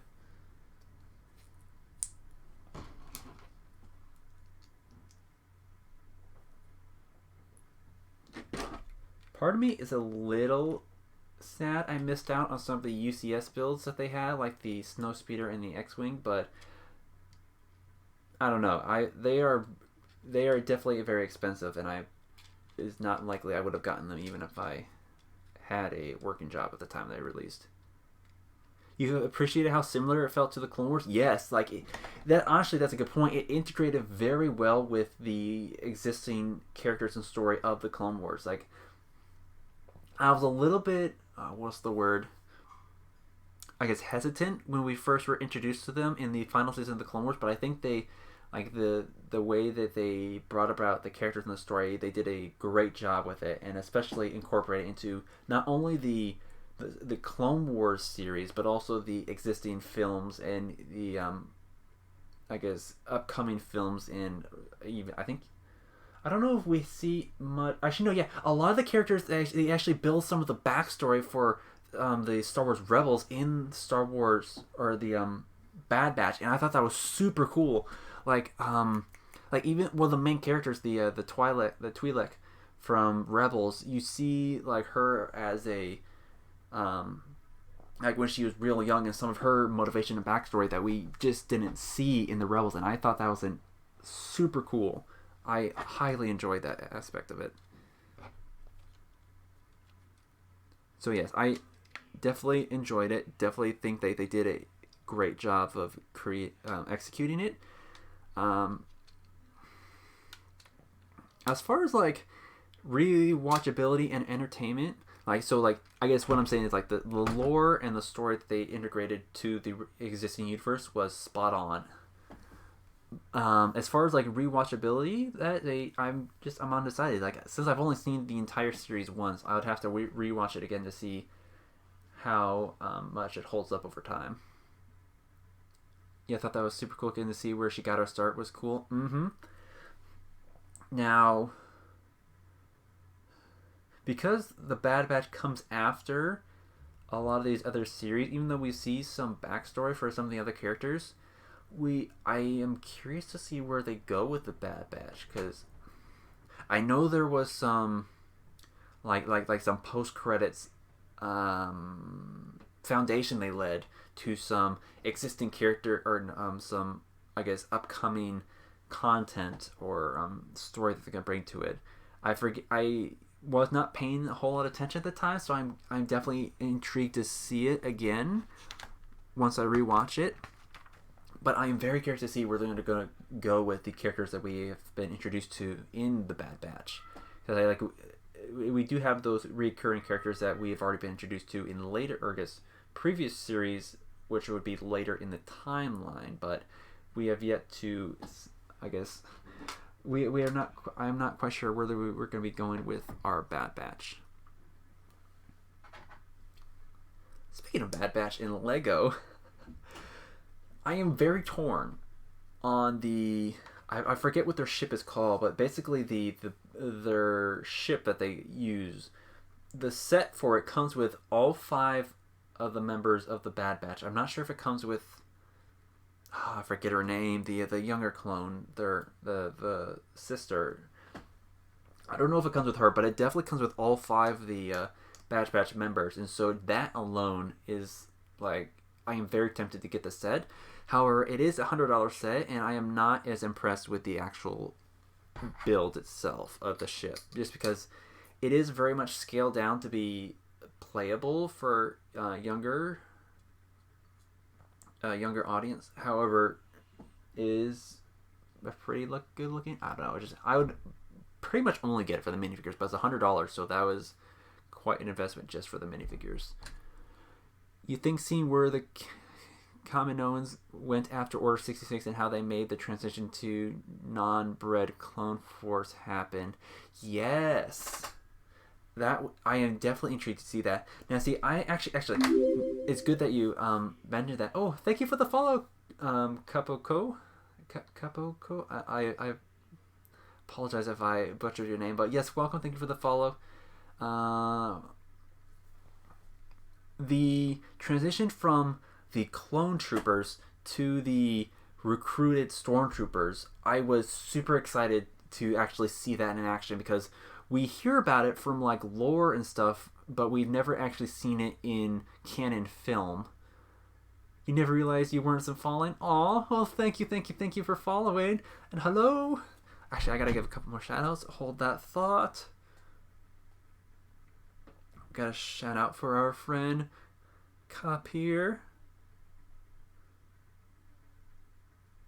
And then a shout out for our friend Lazy M's.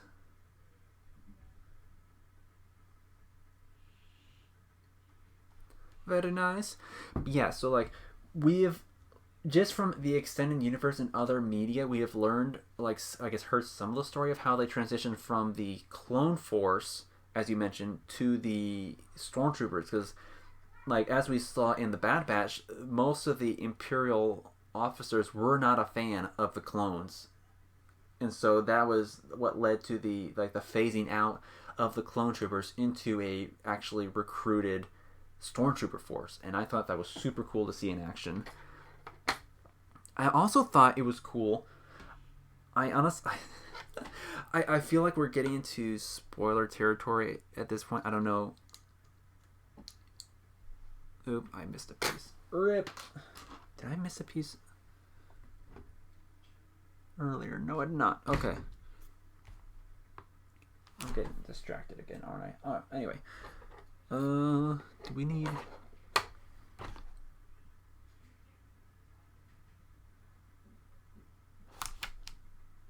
Okay, no, it's one of these pieces. Sorry, I'm getting distracted. But yeah, the commando clones. Those have never been appeared in anything but the video games, so I was super curious or super intrigued to see them in the Bad Batch. You have no audio. Sorry, been lurking. Aw.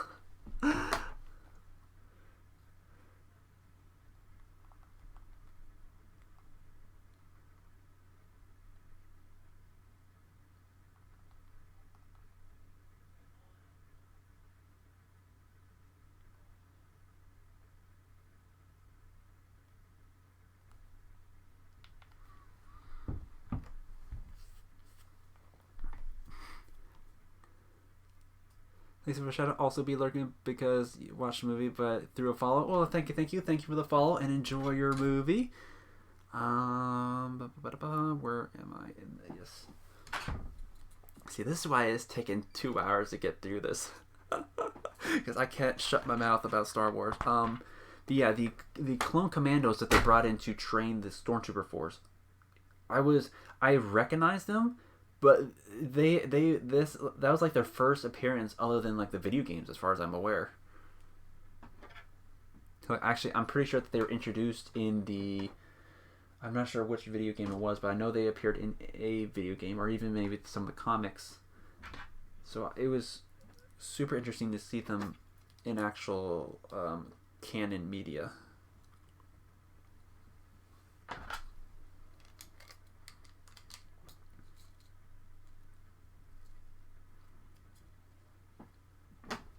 I'm going to have to back you up a bit. So far, this X-Wing is looking pretty excellent, I must say.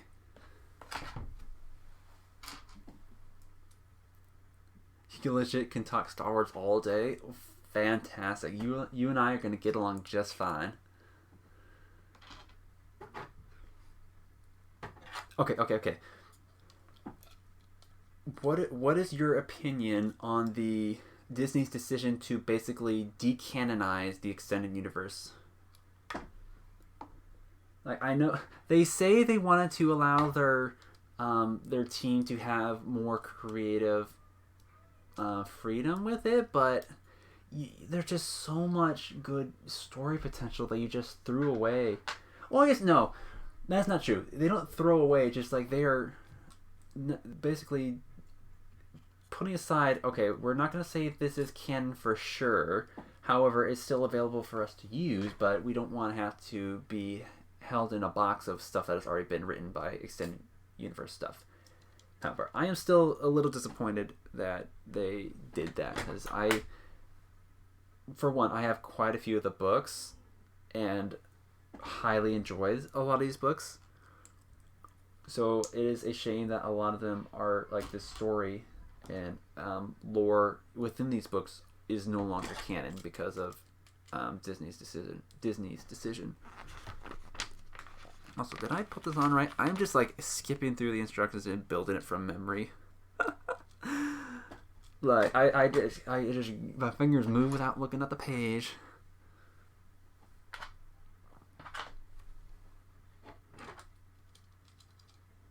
Solo showed how little Disney cares. Exactly.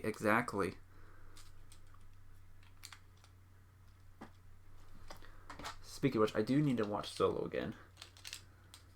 I've heard some opinions that it does not need to be incorporated into the marathon because it is not worth a while watch, but I at least want to watch it again on my own time, because I've only ever seen it once, I believe.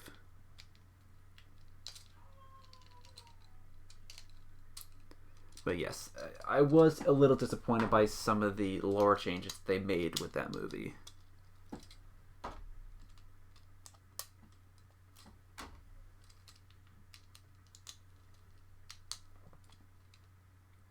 You think it's somewhat dangerous, don't get you wrong. You're the first one to be happy to maybe explore aspects that don't center around the Skywalkers, but you think it could lead to a lot of bad movies and shows being created.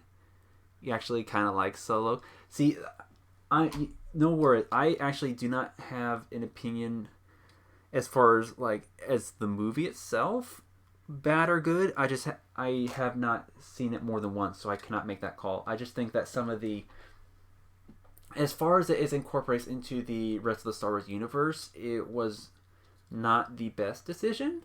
However, as the movie itself, I am holding judgment because I have yet to see it again. But I did highly enjoy it the first time. I will say I did enjoy watching it through it the first time. It's like the average viewer inside of me versus the heavy Star Wars geek is at odds. I think that'd be the one thing. Also, I am literally building this without instructions. Did I get that right? I totally got that right. A true master builder doesn't use instructions. It's one of those movies that's fine until you actually think about it. True. Liked his backstory. Maybe they could have gotten a better actor, but like no one is going to be Harrison Ford. That is true. I mean, that is going to be true. You cannot compare to Harrison Ford. He is the Han Solo. You're right. I think one of my main gripes with the movie is just their actor choice, or rather his portrayal of the character was a bit off from the Han Solo I know.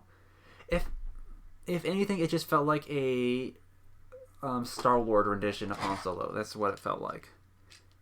However, that is not to say that it was a bad movie overall.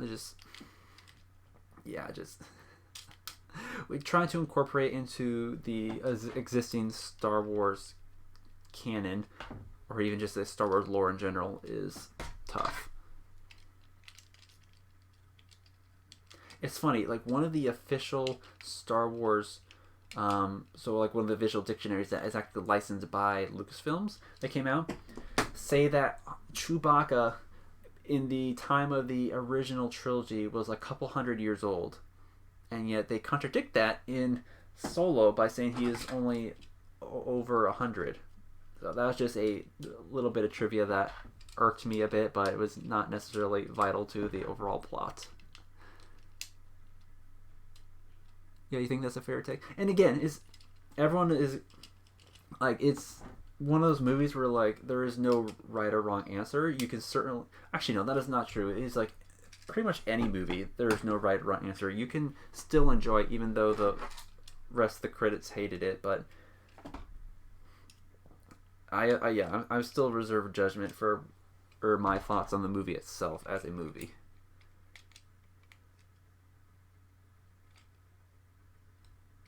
Because there are certainly movies out there where like, when it's in the bigger picture, they don't mesh well, they don't integrate well, but as a standalone film, it was entertaining, and that's, at the end of the day, what really matters. There's something else I was thinking of.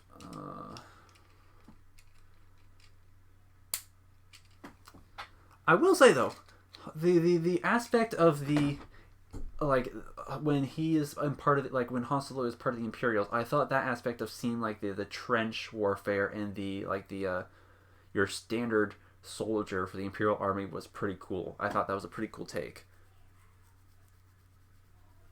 And it's okay to some hating, but not like, you think it's okay to like some things, but not like other aspects. That is true. I would agree with that.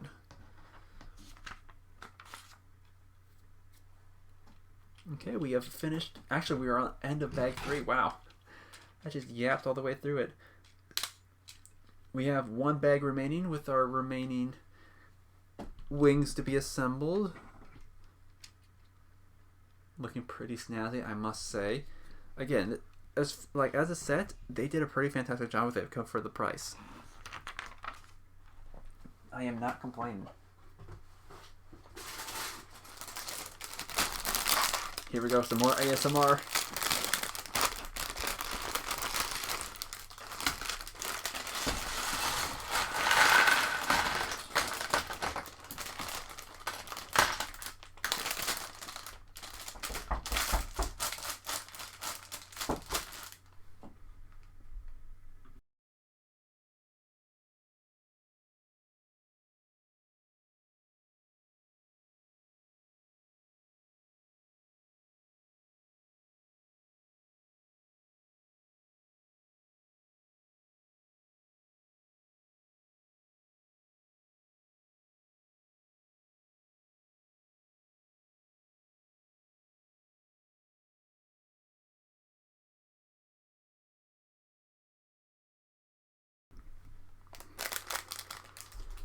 a little bit of household ASMR there too.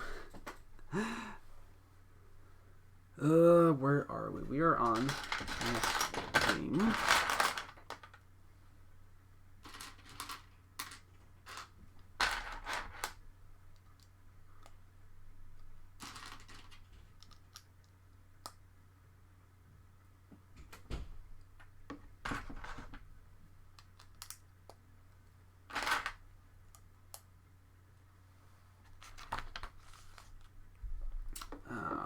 There's something else that I was in my head. I can't think of it now. I lost my train of thought. But yes, definitely going to be getting together and arranging a Star Wars marathon at some point. Maybe. Ooh. See, it depends on how long we want to wait. We could do it as sort of like a 2022 type thing, like a introduction to the new year, just to have a Star Wars marathon from beginning to end. See, the other tough thing is they're coming out with the Book of Boba Fett and the Obi-Wan series. I don't know when. I think the Boba Fett one is next. And that takes place, actually, it's right after Mandalorian, I do believe. So it's before the sequels and after the original trilogy. But it would be unfortunate if that came out in the middle of our marathon.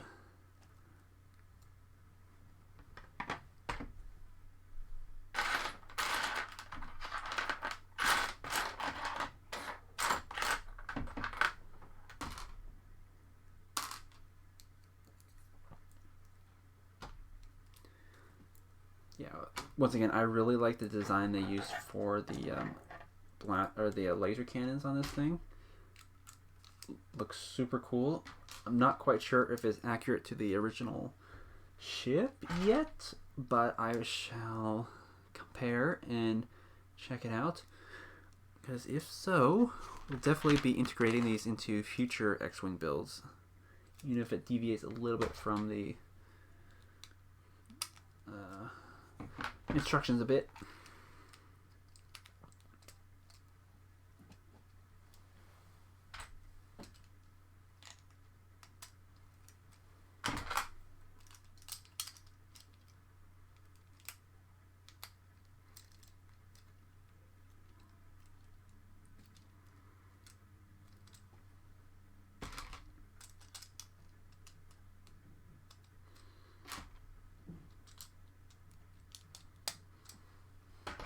Okay.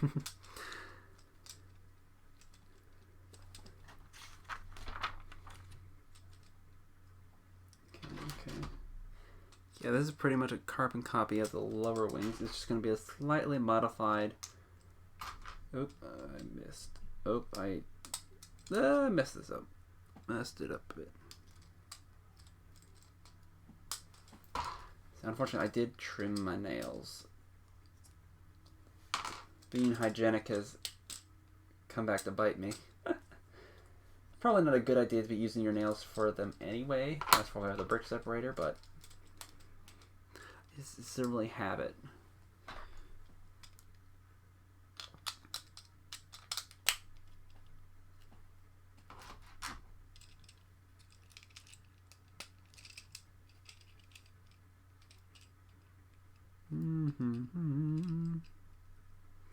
Once again, another sticker that we will be ignoring.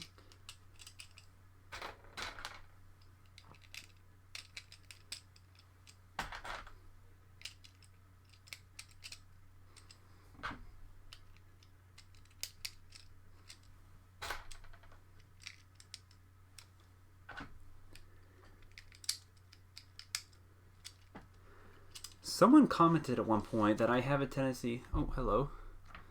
What are my thoughts on Rogue One? That is also another movie I have enjoyed, but also another movie I have barely seen more than once. I think I've seen it twice. No, I'm pretty sure I've only seen it once. So I have, once again, holding my official... Or my... Oh, I'm forgetting pieces. Yeah, I'm not holding my final judgment as a movie. However, I will say I did enjoy it the first time around. And I think like some of the aspects of Star Wars that they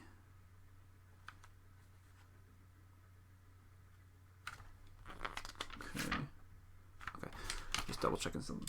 I think some of the stuff that we got to see in Rogue One was super cool. Some of the other aspects of the Empire and Rebels, some of the action scenes were excellent. The fight scenes. Personally, it might be one of your favorite Star Wars movies. I could definitely see that. Like, I would not deny that is a pretty darn good movie.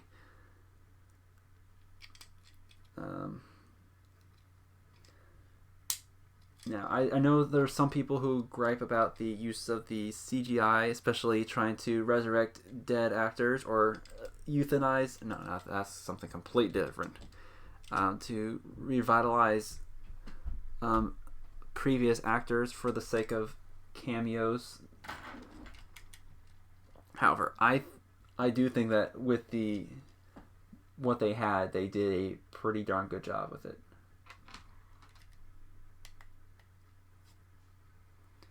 The way it framed the sacrifice in reality, how much hope it took to do something it did, was really nice to see. That is true. Actually, that is pretty true.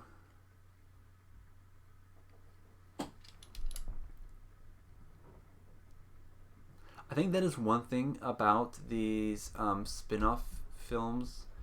It's just like the series and the spin-off films really bring the original films to life a bit more. Like, yeah, I think as you just said, the sacrifice and the effort it took to get the Death Star plans is like, oh, they stole the Death Star plans, but no, it's like it took a lot of effort and sacrifice to get it. Yeah, that's a valid gripe, but they did it well.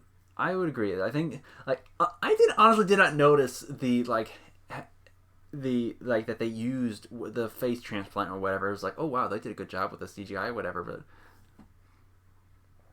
they really help provide perspective. Indeed. We have another sticker we're going to ignore.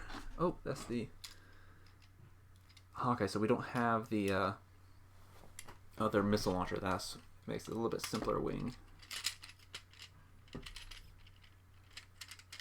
And we have yet to install the...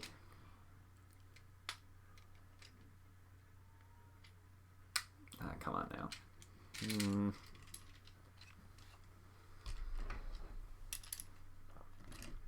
But yes, I know there's definitely a lot of conflict with some of the newer stuff that Disney has put out as far as the Star Wars brand is concerned, but like even with some of the plot holes, just the amount of they've been able to expand the Star Wars universe in cinema has been fantastic. I will say, as you said, just put some perspective on a lot of the original films.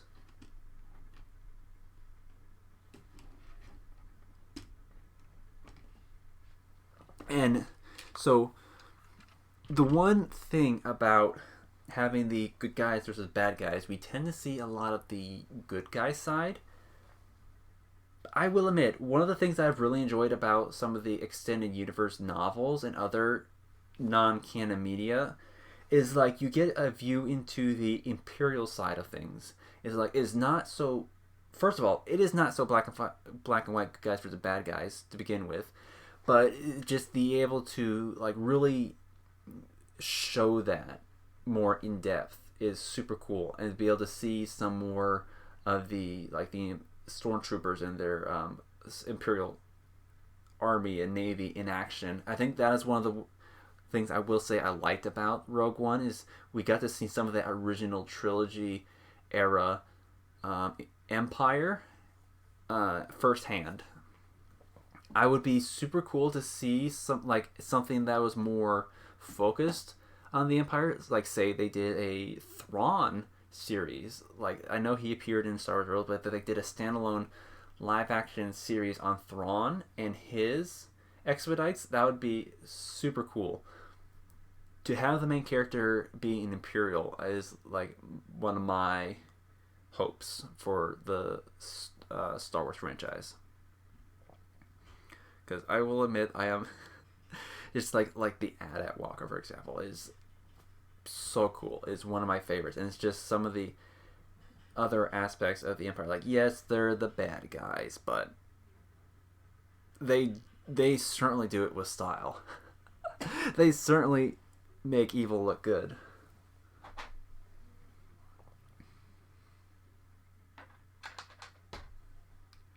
And can we just talk about how badass Darth Vader was in Rogue One? Holy moly. Like, that is the Darth Vader I want to see more of.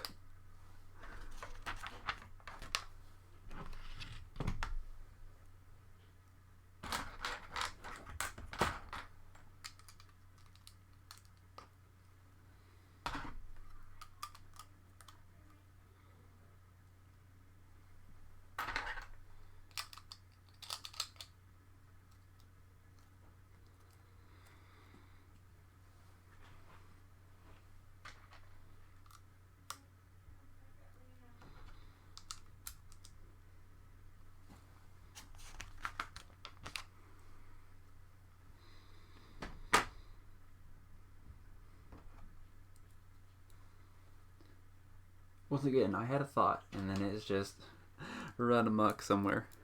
It'll have to come back to me.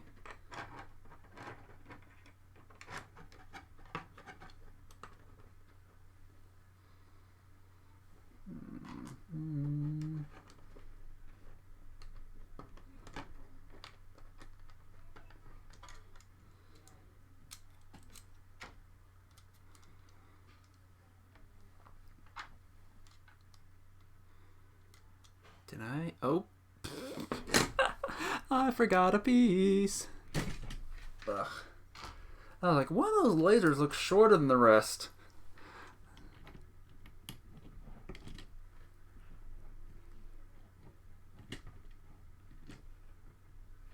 There we go. That's better.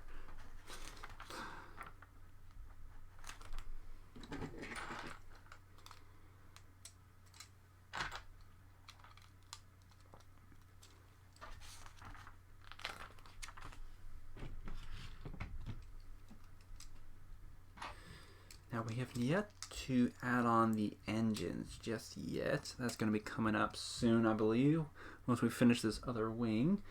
And then we're just going to be just about done.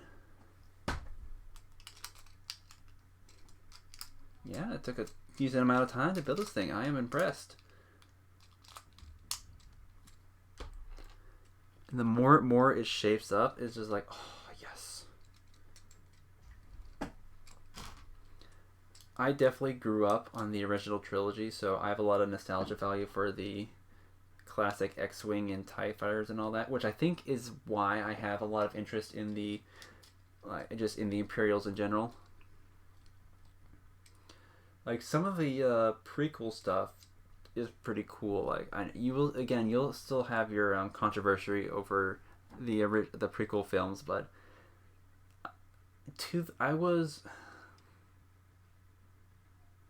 Episode 3 was the first Star Wars movie that I have living memory of when it was first in theaters. Like, Episode 1 and 2, they came out when I was alive, but I was too young to know or care when they first were in theaters. But Episode 3, I remember seeing a lot of posters and stuff around Walmart and things like that for it.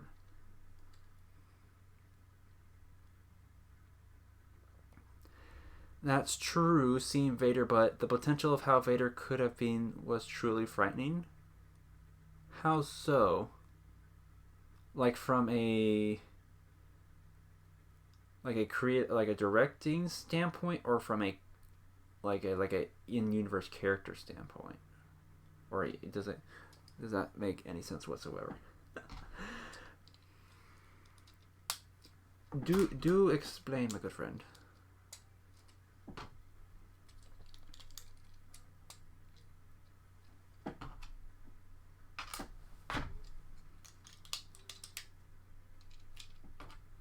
Also, I did not ask it. Do you stream by any chance, Classy? I don't believe I gave you a shout out if you do.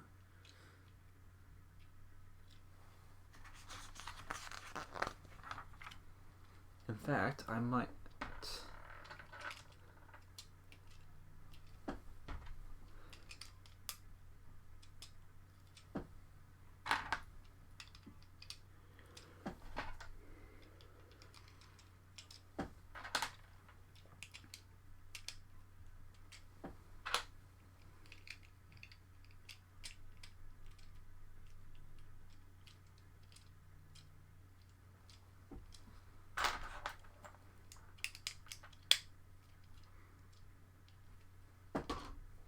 A side note, I just want to make note of how comfortable this flannel is. Just mainly the material itself is pretty darn comfortable. I actually ordered a pair of new pajama bottoms for winter coming up, the colder weather and all that. Just some warmer pants to wear to bed, and it's in this flannel material, and I'm actually looking forward to it now. Super cozy.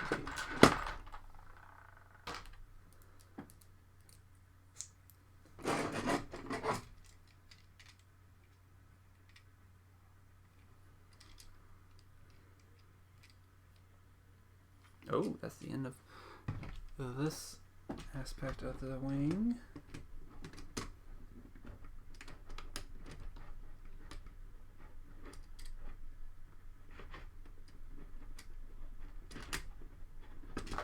It is tough to put on.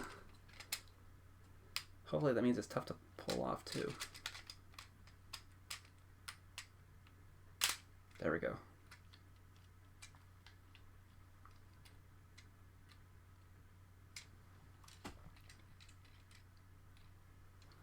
Alright. Look at that. Looking good. I do believe if we push this down, oh yes. I think that's the extent of how it opens up. Yes, it is, but oh, that's so smooth. Look at that. Then I think it just closes like so. Yes. So because it's on the gear, or not the gear, just the system it uses for the wings, it is impossible to get them out of sync with each other. They never really could capture with the limitations of film at the time how scary his power could be. Gotcha. Yes. I wholeheartedly agree.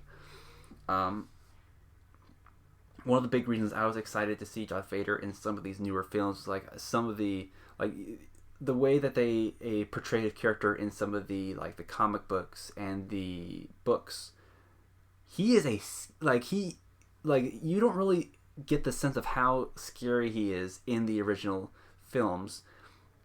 Like the in-universe characters certainly fear him, but we're just like, what's so scary about a guy in a metal suit? But then you see Rogue One and you're like, now we know.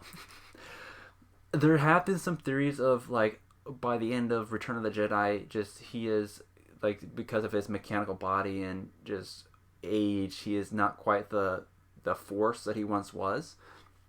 But as Rogue One is right before Episode 4, it is intriguing to see just how powerful and scary he is on his own. I mean, if we think back to Episode 5, he did literally block a blaster bolt with his bare hand before Kylo Ren. So like, he is a powerful and scary dude.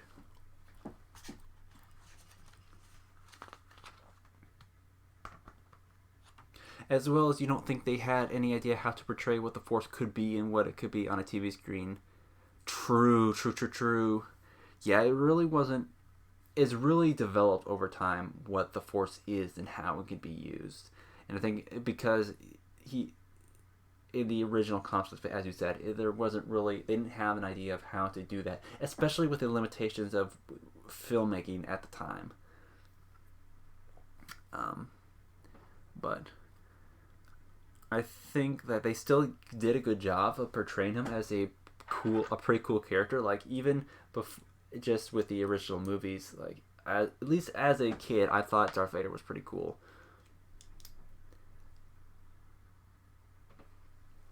And now as an adult, we get to see just how scary he actually is.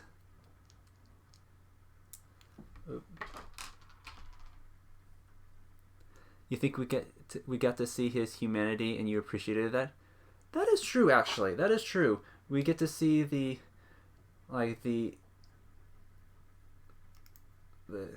that aspect of him first. Like, you love the original movies. Me too. 100%.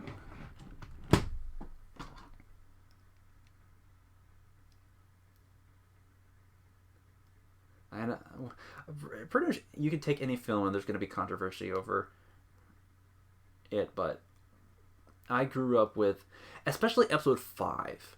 I know, arguably, it is the best of the original trilogy as far as, like,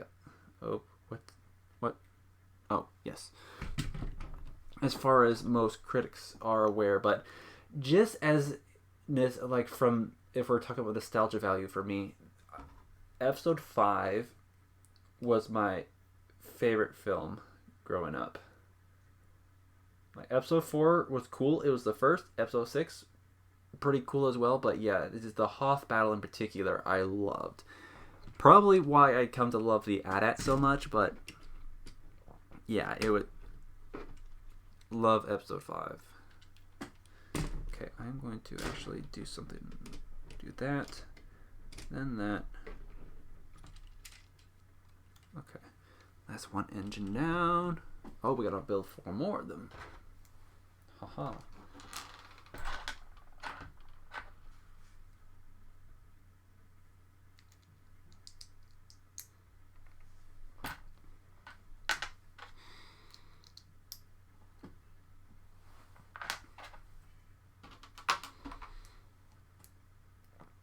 Speaking of original movies,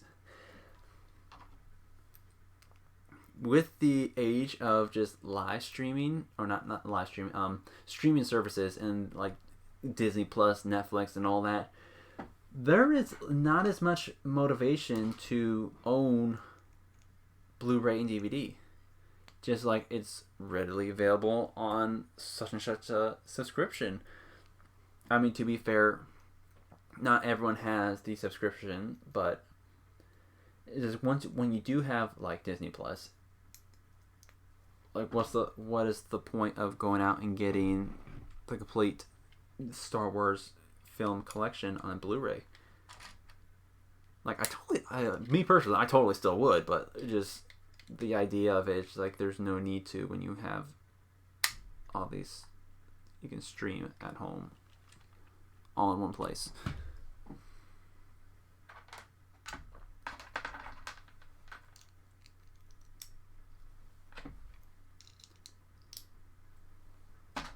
I just realized too that they gave us extra missiles for our launcher. How kind of them. Oh no, they just have one extra. Rip. I do know that the one of the earlier ones, the 2018 model, had 4 missile launchers plus the 2 stud shooters. Personally, I think is a bit of an eyesore on the design. I do agree that the missile launchers, or the spring-loaded shooters, are pretty darn cool, but from a design standpoint, they are a bit of an eyesore, especially when the missiles are loaded. I have since learned not to keep the missiles loaded when in storage, as it ruins the spring in it.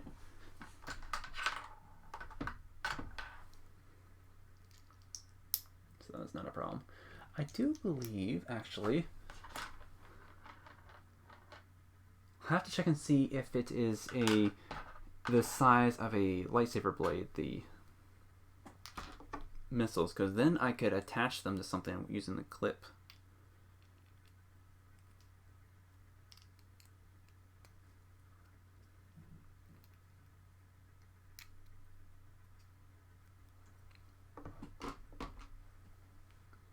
Now, something else I was recently made aware of, once again watching Lego set reviews, the TIE Fighters. I hadn't quite realized this until he pointed it out, but TIE Fighters in the movies have green laser cannons. Or like the lasers they shoot are green.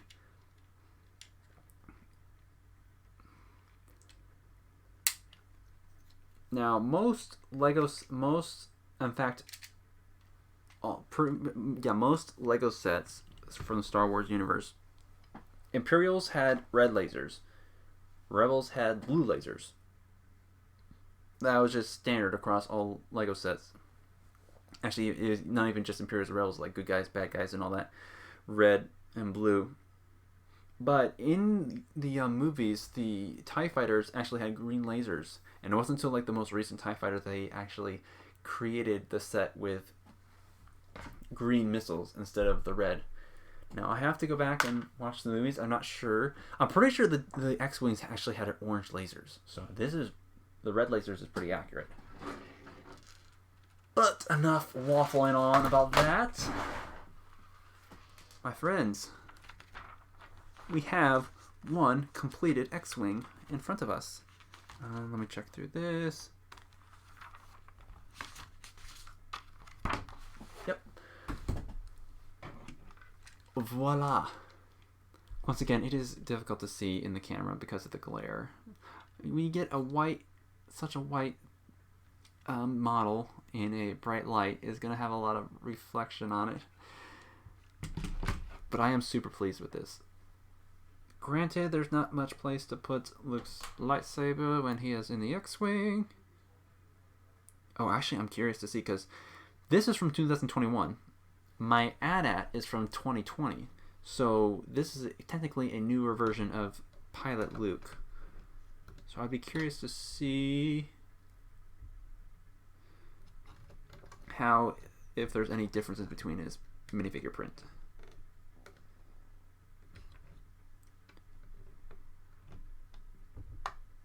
Cool beans. I really like this cockpit piece that they have for the windshield. The old ones were pretty darn cool. I will admit they were pretty accurate, as far as Lego can get. But this is cool, and I do like the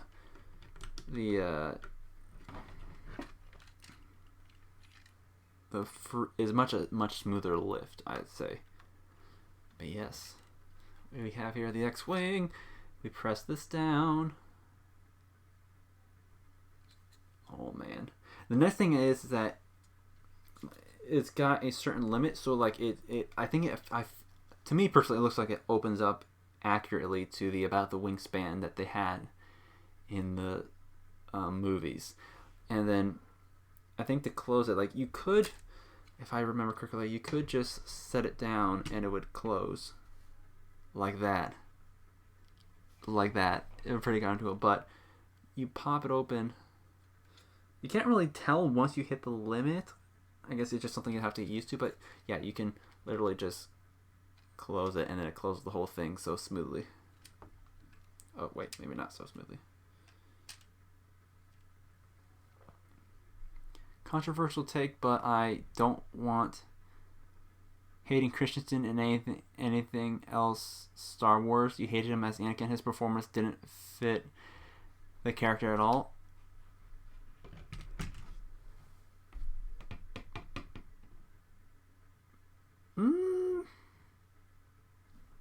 Honestly, I would agree with that.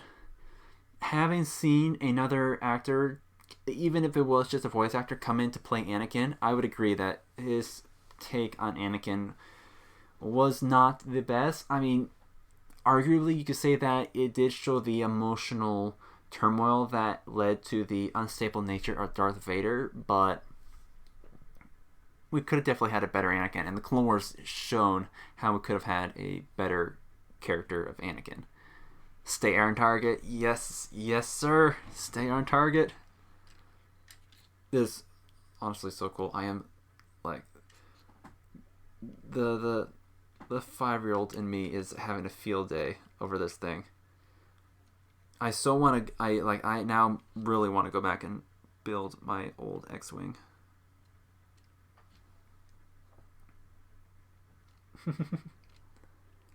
And I am impressed by how smooth the opening of the wings are. I'm not sure what's stopping it from opening more. I guess what how does it know that it reaches the limits? Probably this piece on the bottom, which would be unfortunate because it's just one piece.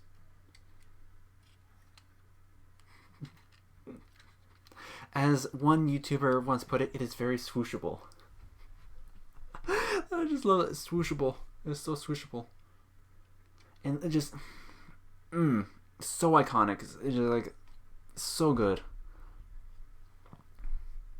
You want to see a Star Wars show about all the lasers that miss? Where do they end up? Who did they accidentally kill light years away? That is a fair question. That is a fair question. Like, do they exist forever or do they eventually dissipate? Because, technically speaking, like, guns, even in Star Wars, have a range limit, supposedly. So, like, cannons can be out of range and they're affected by physics and gravity and all that. Like, who's to say it doesn't get sucked into a sun or something? That would be an interesting show, nonetheless. It is a shame about the landing gear, but that is such a good-looking X-Wing. It's such a good-looking X-Wing.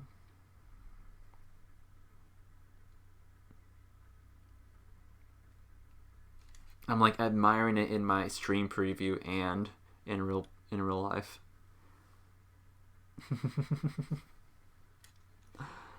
Oh, super cool. Let's see.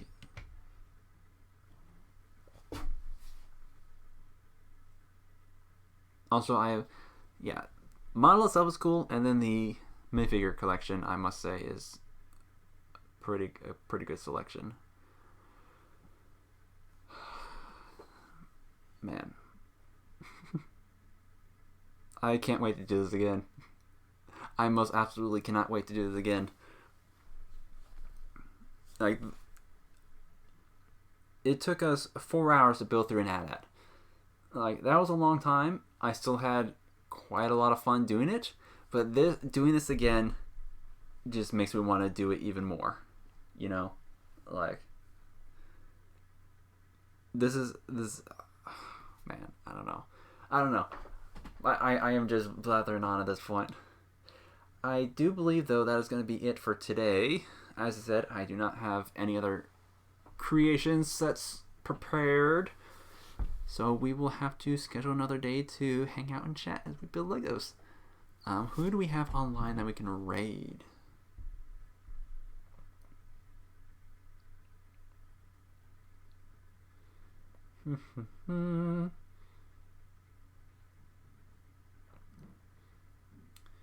We have several people playing Splatoon. We have Saf. We have Jazz. We have Barry.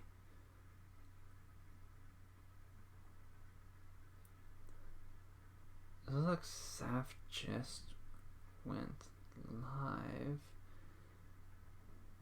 Oh yeah, it looks like Saf is just going live, so we will go ahead and give her a raid. Now, I do believe... Oh, hello!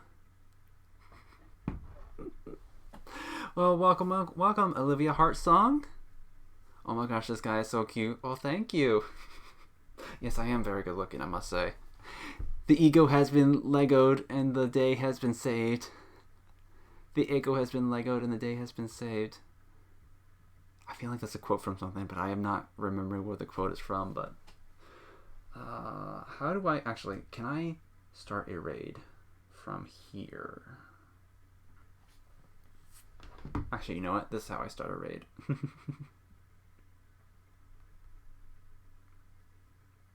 No, don't inflate IMA's ego even more. Definitely got a Chris Hemsworth vibe to him. Really? I can see that, but I certainly do appreciate it. I certainly do appreciate it. Actually, how do I spell her name? Ugh. Okay. See if I can copy it. Nope.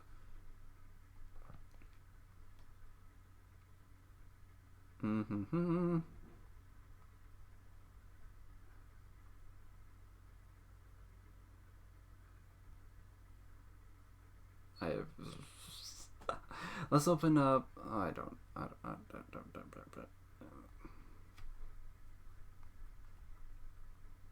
All right, we'll do this the easy way. The hard way, I don't know which way.